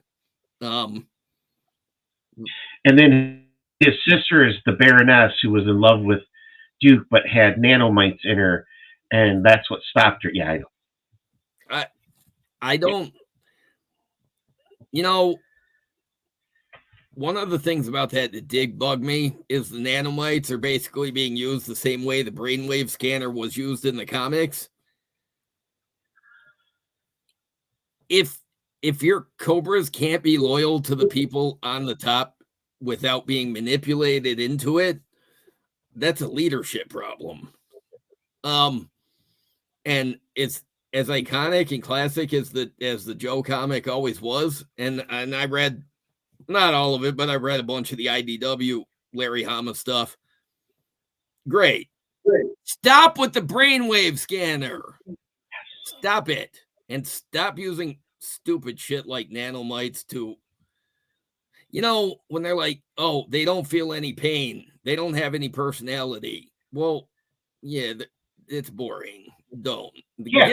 Well, and considering that Cobra at some points with some of the characters implanted things into their brains to help them fly, vehicles better, or they experimented on them for other things. So now you're going to give them magic little bugs that make them feel. No, Cobra doesn't care if their troopers feel pain. They don't care. That's the whole point of what makes them evil. Yeah, you can't.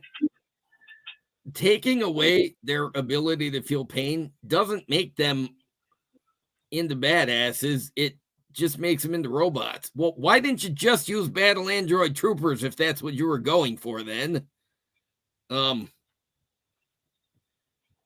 it's really annoying. All right, that's gonna fester for a while now. I've never actually thought about it in that way, but you're right. If you're gonna make sure they don't, just use robots. Stupid live. But see, then that also gives you the ability to introduce new people. And if you're going to do a G.I. Joe film or TV series, you have to make Cobra look like an absolute threat. So either the first half of the movie or 75% of the movie needs to be Cobra winning and winning and winning. And you have to build the underdog story. And then maybe the Joe team gets a small victory at the end, but Cobra's still a threat. That's you have to do it that way. And until they can figure that out, in Retaliation, or Rise of Cobra, they start the plot line where Zartan's playing the president, and that's okay. And then they continue it in Retaliation, and I like that plan. It felt like there was a little bit of influence from Worlds Without End there, but they didn't go far enough with it. nope. And you just, make it make it. Actually, you know what? Now I want to see a live action G.I. Joe movie or series that is like Worlds Without End. Damn it. Oh, and that goes back to whoever's writing this movie. Okay, you have all of Larry Hama's stuff. You have the Devils do stuff. You have the IDW stuff where other writers have come in and done some amazing storylines. The Chuckles storyline that in IDW, where that's a mini series right there. That Yes. establishes Chuckles. Yes. Nobody wins in that, and that would people who are not Joe fans would watch that and go, "Damn!" You have opportunities to look back at what's been done before and take some of those ideas and run with them. But it goes back to your point of these characters are a certain way. We know who they are. Robert Downey Jr. is Tony Stark, was a narcissistic playboy, alcoholic. I mean, Robert Downey Jr. fit all of that. I Chris remember Evans looks like the All-American boy. I remember when the news first came out that Robert Downey Jr. had gotten the role of Iron Man in the upcoming, Marvel adaptation, and I thought, just a kind of a narcissistic, self-destructive human being who's playing a superhero. Oh, yeah, they really did. They cast that perfectly. But I guess it helps too that Robert Downey Jr. got kind of a new lease on life when he played that role, because he'd hit some hard times before that. But yes, he did. Yeah, you think of Captain America, you think, yeah, Chris Evans, he played that perfectly. He was not a good Human Torch, I will say that. That movie just sucked though overall. While I do think that movie was better than a lot of people thought it was, he was not a good human. He was not a good Human Torch. And you're talking to the guy who likes most everything that he watches. Like, it can be, Snake Eyes movie. I'm sorry, I just can't. But I was so excited for that Fantastic Four, and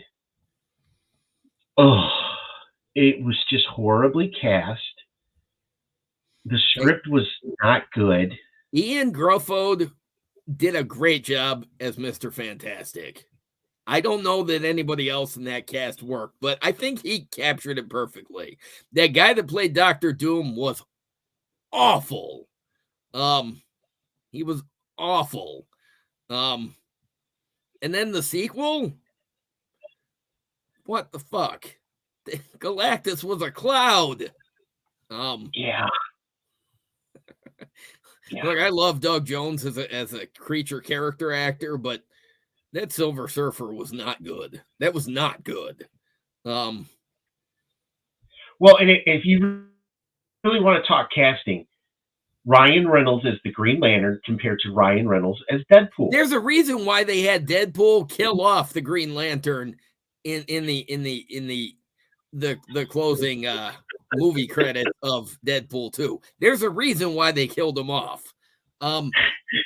Ryan Reynolds he's one of those, he's great in most everything I've seen him in. But every once in a while a role comes along that an actor was born to play. And Wade Wilson, Ryan Reynolds was born to play that role. He's a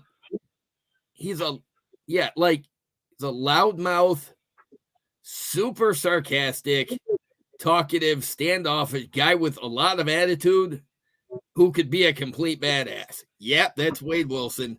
Yes, that's Ryan Reynolds. Again, someday, somebody in the future, somebody else is going to play Deadpool, but no, that better be after Ryan Reynolds dies, because honestly, it won't be right otherwise. He just, and because I remember that same year, 2009, when those people came into town and we went up to Canada for the Canadian Joe convention, that was the same weekend or the week. like the same month, anyways, that X-Men Origins Wolverine came out, and we all went as a group to see this movie. And I mean, among the many things that movie did wrong, one of the things it did right was casting Wade Wilson as Ryan Reynolds. Well, and then they sewed his mouth shut. I'm like, you literally got the perfect actor to play the loudmouth mercenary, and you made him silent at the. What are you doing? I'm like, Right. you literally took one of the only good things about that movie and you literally muzzled it. Are you kidding me? They fucked everything else up in that movie. No, I take that back. Liev Schreiber was really good as Sabretooth. He didn't look Yeah. like him, but he played him. He felt right as the character. Certainly better than the big, strong, silent weirdo did in the first X-Men. Yeah. Yeah, that was awful. But Well, I Hugh just Jackman and Liv Schreiber could play off one another very well, and that dynamic was very nice. I like yes, that. and I really can't wait to see Deadpool 3 when we get to see Ryan Reynolds and Hugh Jackman going to war or being comrades or whatever the hell is going to happen there. You know, when they made the announcement of it and he's there and then Hugh Jackman walks in the background, he's like, he's like, "Hey Ryan, hey, you want to play Wolverine again? Sure, why not?" I'm like, "Holy shit, this is going to be magical." This is going to be magical. There's another one. You know, Marvel, they're going to do the mutants and stuff, but I'm like, God damn it, they're going to put somebody else in as Wolverine, and it's going to be wrong. That man is Wolverine. Yes, he is. I feel like they just he's so right in the part. I don't want to see anybody else play. It's I'm not saying nobody else can. I'm saying I don't want to see it. But it's going to be hard to. It's going to be hard to see somebody else play Wolverine because Hugh Jackman did such a great job of it. Yes. You know, people keep saying, Marvel's got all these plans for all these movies. Well, when are they going to do the mutants? They don't need to be in a hurry to do the act. And I don't want them to be in a hurry because the fact is they need some more time to separate the eras because you can't. I mean, at least in that Doctor Strange movie, that stupid Doctor Strange sequel, at least I love the Illuminati scene, and I love that they got, Patrick Stewart in to play Charles Xavier. I don't need to see it again. I think they can cast other people in that role. But yeah, they can't cast anybody else as Wolverine. It's gonna be weird and terrible. But I think it's how they handle it, and Kevin Feige gets the benefit of the doubt for me for now. Oh, me too. Because even the Marvel movies that aren't my favorites, they always work for me, including Doctor Strange, the sequel that was dumb, but some of it was good. I don't. Yeah, Kevin. Yeah, he gets a lot of leeway. So even when they do something, it's a little questionable. Even the bad Marvel stuff is usually better than the good stuff from other things. But yeah, I don't put nobody else should play Wolverine. That's all there is to it. But Hugh Jackman's kind of to the point of like I'm getting old and I can't play Wolverine like I want to, and that's understandable. But then I just feel like, well, use other characters. Don't use Wolverine. Focus on, I don't know, because there's a whole lot of X-Men characters. Don't focus on Wolverine all the time. Use other characters. Just an idea. Use Morph. All right, nobody cares about Morph. Well, somebody cares about Morph, not me, but there are other characters. Look, they've never managed to do Gambit very well. Thank God the Channing Tatum Gambit movie never happened. Thank God that never happened. Can you even imagine? Can you imagine how terrible that would have been? Taylor Kitsch was terrible in that part. But he was 1,000 times better than Channing Tatum would have been. Well, yeah, but that's like saying that, you know, that's like I saying know. that, It's like saying getting the clap is better than having herpes. You still have an STD and it still sucks. You know what? I can't. There are no words to say it better than that. I can't come up with anything better. In fact, but Gambit is he's New Orleans. He is Louisiana. You need to have somebody who has that feel to him. If he don't got the accent, he ain't playing Gambit. And No. that's all there is to it. Taylor Kitsch was terrible. He didn't even pretend to have the accent. No. Stop it. You've got to get a Cajun in there to play Gambit. And you've got to get a Southern belle to play Rogue. Anna Paquin, whatever. She was fine as whoever that character was supposed to be, but it wasn't Rogue. Well, and that's what kills me with that, though, is in True Blood, she did a great job playing a Southern girl. Right. So, why was she playing some other character in the X-Men movie when she was capable of playing a Southern belle? Because Bryan Singer. I feel like, there's a right way to do things and a wrong way to do things, and not putting Angela Bassett in as Storm was the wrong way to do things. She was in her prime. She would have been perfect as Aurora Monroe. No, let's get Halle Berry in there. Look, great actress, not in those movies. But she's not the strong woman that you needed. Angela Bassett would have been not that even close. Perfect. Not even a little bit. If you weren't going to get Angela Bassett, you could have gotten somebody else, not Halle Berry. And then, look, I'm not the world's biggest Cyclops fan, but that dude was dull even as Cyclops. He was the Channing Tatum casting of the X-Men. He was just put there. He was there. Was he playing Cyclops? No. Was he playing generic square superhero? Yes. Cyclops has dimension. He's got substance. You wouldn't know it from watching those movies at all.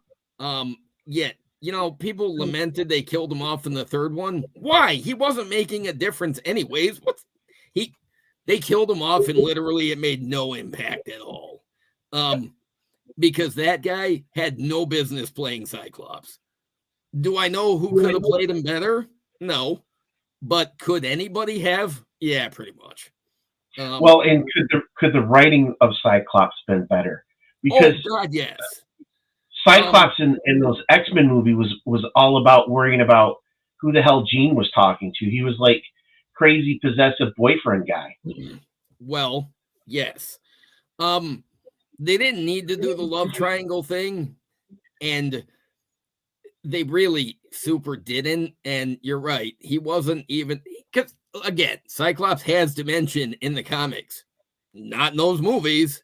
Stop worrying about Jean. Yeah, just be the A1 superhero, but no.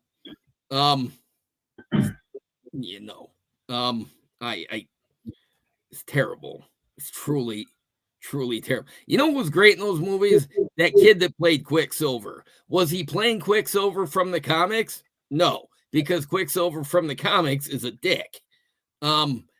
If you're gonna rewrite a character so they're nothing like their comic book counterparts, then do it with gusto. That's what they did in the X-Men movies. That's what they didn't do in Age of Ultron. Damn it. Anyway, wow, we've really gone off on a tangent, haven't we? I'm pretty sure nobody's still listening to this, but if you are, wow, I really appreciate it because this might be the only time I show up on Ryan's show because people are going to be like, dude, don't get that guy back. He sucks. Yeah, I agree. No. Um, um, No, I think you're just expressing what a lot of people do because these characters have all meant a lot to us, and they're so well developed over all of these years with the different writers, the different artists, and you're just not doing justice to these characters. And the biggest thing, you're leaving so much money on the table by half-assing casting and writing of these characters. Archangel has been in 2 X-Men movies played by 2 different actors. Neither of them have been right for that part. Neither of them have felt like Archangel. He's got to have a certain gravitas that those guys couldn't do. Of course, you have to know what to do with Archangel on the big screen too. Clearly, those writers had no idea what to do with that character. But then again, I think it goes back to they're trying to shove so much of a story in 2 hours that you just can't do it in 2 hours. No. And to go back to Marvel, the last 2 Avenger movies was split up into 2 movies. The first movie, they didn't win. No, everything fell apart. That made you want to see the redemption story on the back end. And then you watch them make really bad choices for the right reasons without thinking of what the consequences could be. And that hopefully sets you up for other stories down the road because they thought they were doing what was right because they failed. And that's, you can't, with X-Men, you can't do a big story arc in one movie. It's going to have to be 2 or 3 movies to do that story arc because you have to develop each one of those bad guys and you have to understand why they're important to it.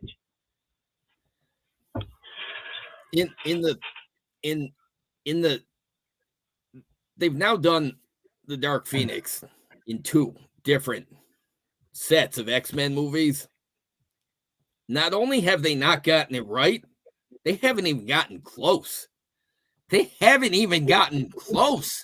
That was a big story from the comics. That is a 2-part movie right there. Without even bringing in all the Hellfire Club extra nonsense. You can't. No, you have to do it a certain way. Do not, you know what? Don't put that on the big screen ever again. You clearly can't handle it. Unless Kevin Feige is in charge, and then, all right, now we're talking. But you just, there's things that you have to do, and then there's things that they did do, and all of that needs to get forgotten about. Well, it's like, okay, these are all the popular X-Men that people are talking about. Okay, we've got them all in a scene. Okay, and if we're going to tie this back to the Snake Eyes movie, right? So you got the Baroness, check. Okay. Oh, Scarlet, we're going to bring Scarlet in, check. Oh, okay. Yeah, and that actress, Ursula, whatever her name was, she was awesome as the Baroness. She was awesome. The guy who played Storm Shadow, I thought, did an amazing job. That guy, he was Storm Shadow through and through, to the point where at the end, when he went bad for whatever the hell reason, I'm like, why? I'm like, what? He was perfect. He was great. And they fucked that up a lot. But, then you also have, the Death Stone that allows you to burn people, and then giant snakes, and it's like, the giant snakes. Oh God, the giant CGI snakes. What the fuck? When I saw that movie on the big screen, I talked to Ryan Costello afterwards. We did a review and we tried to be real positive about it. But one of the things I couldn't get around was the giant snakes. And I haven't rewatched that movie because I literally can't even. And those giant snakes are part of the reason. I just can't. And it's not a matter of just fast forwarding. No, I have to suffer through a lot of that to even get to the giant snakes that make me feel bad about my life choices, including going to see that movie. And this But is me trying to be positive. That was terrible. and it goes back to Snake Eyes is a character who doesn't talk. That movie should have been called the Rashikage, Rise of the Yes, Storm Shadow. yes, there should have been more with the ninjas, and what they did was kind of cool, but they didn't do enough of it. And you made Snake Eyes into a bad guy. No, you can't, or an anti-hero. No, don't stop that. No, use other characters. Use Dunchuck, Shabang, and Doge or Nunchuck. Nobody really cares about them, but it would have been interesting to see. All right, I care about them. I like those characters, but But Snake Eyes, according to Larry, he went to Vietnam so that his sister could go to college because he was paying for all that. That's why he signed up. So he volunteered. He was doing it for other people. He lost his voice and all that stuff, saving Scarlett from the helicopter when it crashed. He was injured protecting. Snake Eyes' character is the person who sacrifices himself for yes, everyone else. he's selfless to the point of self-destruction. And there's no cost, there's no price too heavy for him to pay if it means saving the people who matter. And you can't have a selfish guy with criminal tendencies as Snake Eyes. No, stop it. He's not Snake Eyes. Stop it. He's not. No, it's not Snake Eyes. You just there's a way to do things, and then there's a way that it's been done. And what's the definition of insanity? Keep doing the same thing over again with different results. Stop it. Give us a TV series or give us a movie made by people who, I don't know, like the brand and know something about it. How about that? Give me a backstory on Zartan. Tell me how he turned into what he is today. Give me a backstory on Roadblock. Give me a backstory on Gung Ho. You could do one-off episodes for each one explaining how they joined the military and then became G.I. Joe. Storm Shadow, you can see how he became, what he was. Baroness, Scrap Iron, Destro. You can build these characters up until then maybe people love them and then they want to see them have something big on the screen where it's just a one-off battle. And you know what? If you're gonna do, if you're gonna bring Zartan back, get Arnold Vosloo back to play him. Fucking love that actor, and I love him in that part. I just like he's older now. He'd be like have him play an older Zartan who's mentoring, a bunch of punk ne'er do wells. Okay, you're gonna probably say I'm smoking crack rock, but the guy who played iRobot and Freddie Mercury. What the hell is that kid's name? He's really fucking good in everything I've seen him in. I can't remember his name. Remy somebody. He played Snafu in Band of Brothers Pacific. That's who I would bring in to play Zartan. Ooh, I like that idea. Oh yeah, you know what? Have Arnold Vosloo play Zartan's father. Because I really just want the actor in there. But yeah, what is that kid's name? He's really good. He won the Oscar for playing Freddie Mercury because he was so good in that part. He was like channeling Freddie Mercury. It was a little creepy. What? Raimi somebody, but I can't remember his last name. I'm looking it up now. Yeah, it's gonna bug me. I can't.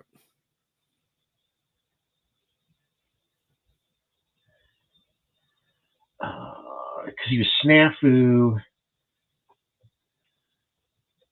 Yeah, I've seen him in other stuff, and he's really good. But yes, he would be cool as Zartan.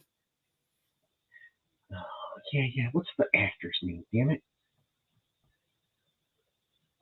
Like I said, his first name's Remy. I just can't remember what his last name is. Oh, Malik. Rami Malek. Ah, there we go. Wow. You know what? I thought it was on the tip of my tongue, but no, turns out it wasn't. I was way off there. Um, yeah, he's really good. I I feel like Damian Lewis as Duke, I think, would be amazing too. who? Damian Lewis, he played. He was in Band of Brothers. He played Dick Winters. He was the leader of Easy Company. But he played the All American boy. Oh, The redheaded guy. okay. Yeah. All right. I can see him in my head. Ooh, yeah. Yes, he would be a very good Duke. And then have the other guy from that show, Neil McDonough, who's great in everything he's Flint. Make him Flint. Oh, he would be so great as Flint. Yes. I love that guy in everything I've seen him in. I loved him as Dum Dum Dugan in the MCU. I loved him on DC's Legends of Tomorrow on the CW. He is great in everything I've ever seen. Yeah, he's totally Flint. The only other person I would want to see possibly play Zartan would be Michael Fassbender. But I think Rami Malek would be perfect. No, you know what? Michael Fassbender would be a good James McCullen Destro. Oh, yes. Got the accent and everything. Damn, that would be awesome. Yeah, I can totally see it. Or I don't know, have him play a remarkably similar character that they call Darklon. Less Darth Vader mask and more, arms dealer. But yeah, I think he'd be great as Destro. Damn, that would be a good one too. We've just solved the problems, JD. We just need to cast these people that we want and build stories around our particular characters, and they can make a lot of money and get the Joe brand out there again. Yes, because it needs media representation, and it needs to be done, I don't know, properly. Anything's an improvement. Anything. Literally anything. Damn it, I want to see these actors play these roles now. Well, can you imagine you do one season, it's just Dreadnoks, and they explain how the Dreadnoks all come together. Where, they're hiding out in these swamps, and the reason they become mercenaries, and you see the downfall of different things. You see the Joe team starting to be put together after, Cobra in season 1, where they're bringing in, all of these different people to help, start to build to take over the world. And, you're just building, and here's the thing, it's not for kids. Make it something for adults. Yeah, and no, I don't mean TV, MA, mature content, all that. No, just it can be TV 14, but have it speak to us as adults, as the nostalgia crowd. It doesn't necessarily need to have crossover appeal. It doesn't. The millennials aren't going to care. They're not the ones watching Jack Ryan. No, it's us watching Jack Ryan. But if you can get some of those kids who are, if you let's can, say 14 to 18. Well, yeah, if you can find some kind of multi-generational appeal like they did with Cobra Kai, that appeals to all age groups.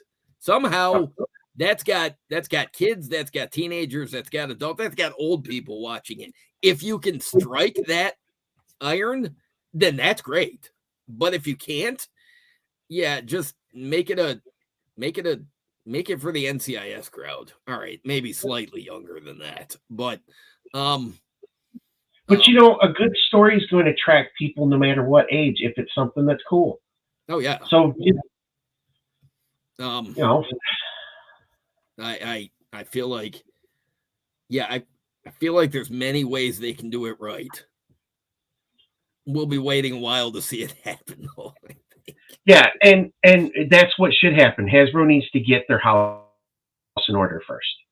They need to get E1 Yes, sold. They need to get the relationship with Paramount sorted out. They need to get back to making toys and get their house in order so that they can then start looking at how these brands are going to be used going forward. Because Disney is struggling right now with their Star Wars. They're struggling with, they're bringing Indiana Jones back. God bless Harrison Ford, but I think he's going to be better in was it 1929 than what he's going to be in Indiana Jones 7. I So I don't. I'll be the first to say, look, I like the Indiana Jones trilogy. Last Crusade being my favorite. I don't give a goddamn about the new one. I don't care. I can't conjure up give a shit. I can't. It's not there. I'm not a big fan of Harrison Ford. He's just there. I don't I can't muster up any give a shit for Dial of Destiny or whatever the hell they're calling it. I don't care. Um I they need to. I love the Star Wars content they're putting out now, but leave it on Disney Plus. Leave it. Stop trying to make movies because, well, every time they tease another movie, I'm like, no, that's not going to happen. Stop announcing things before they're. Oh, yep, look at that, another project that's not happening. I feel like remember a couple years ago when there was a rumor that Amazon was looking at doing like a G.I. Joe TV, so they would focus on like Lady J. And I'm like, ooh, yeah. But I didn't get my hopes up that it wasn't going to happen. And it didn't happen. Yeah, somebody should do somebody should do like a Chuckle series. I agree with you. And don't even it doesn't even have to focus on have him beat like the Viewpoint character and build the world around it. Um a, a Jack Bauer 24 mixed with MacGyver mixed with Jack Ryan. yes. That's what you do for Chuckles. Yeah, and that would be perfect. And we've got to have gadgets, and not just gadgets that are controlling the enemy troopers. No, we've got to have gadgets. Um, um, but maybe not Delta 6 accelerator suits. As dumb as that scene is in the movie, I can't help but like it, but it also did not belong at all.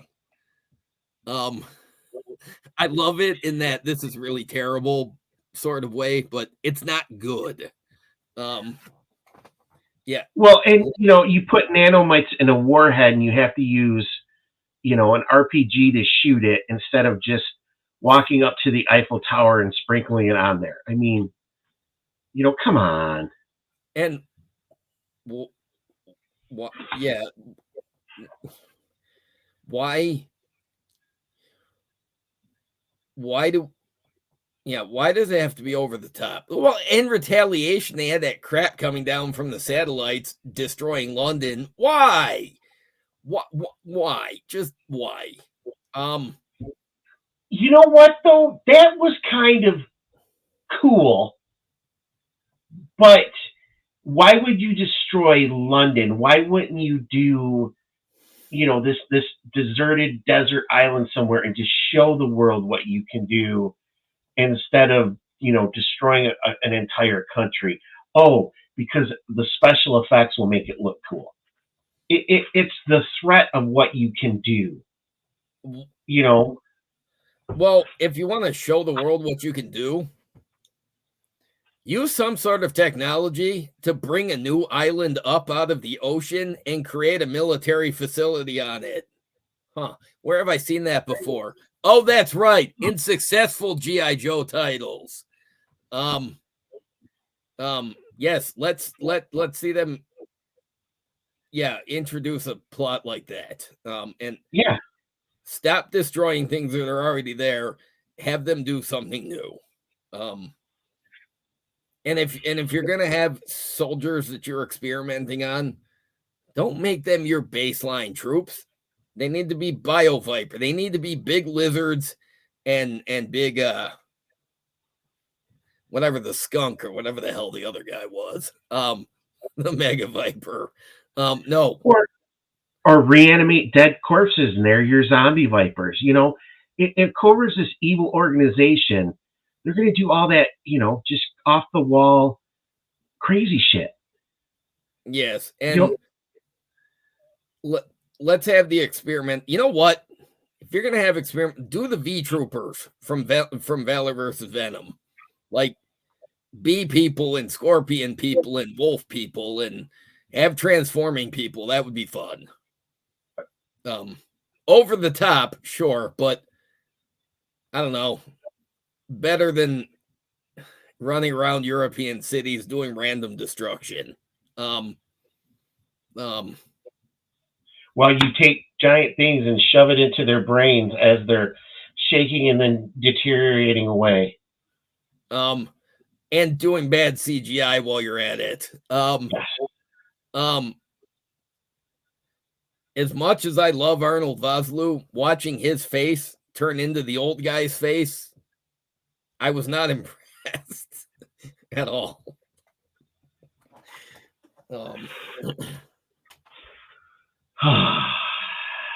Anyways, wow, we've been talking for a while. But yeah, Ryan, thank you for having me on the show. This was fun. You will be back again. We should do it again and talk about toys next time. But just thank you for doing the G.I. Joe commentary with me. That was fun. So okay, I have to be honest. You're probably the only other person I know who watches that movie as much as I do, because I love it so much. It was perfect, and I'm glad we got to talk over it. And if you want to do more movie commentaries, we can. Hey, let's do Starship Troopers. Oh yeah. Expendables. There's a number of them I would love to do. So not the X-Men movies though. Not those. No. No, don't get me started on DC either. So look, I like them for some of their badness, but not for their goodness. Oh, yeah, that's about it.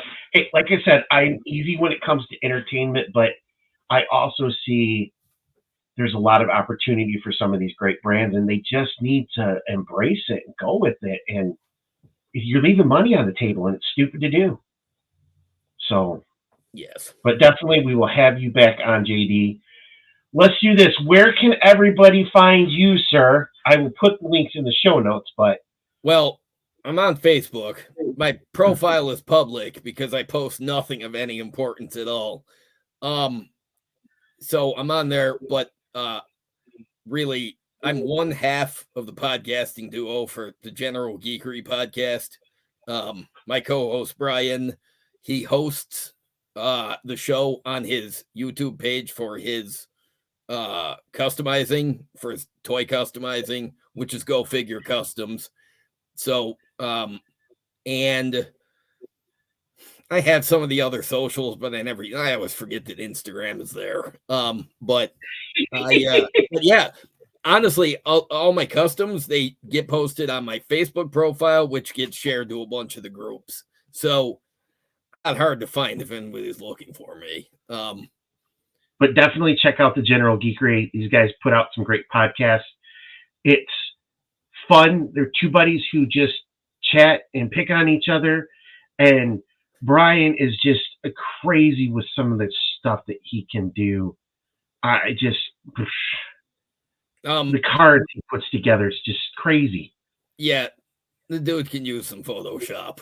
I can barely get Microsoft Paint to work. That guy can work magic with Photoshop. So, Uh, but you guys, you guys have interviewed Marauder John from Marauders. You've had a number of different people on. It's a fun show. I've been on it. I loved spending my time with you guys. And I would love to have Brian on with us as well too. Maybe we can pick his brain and have him show off his Iron Man Iron Room collection, that crazy stuff he has.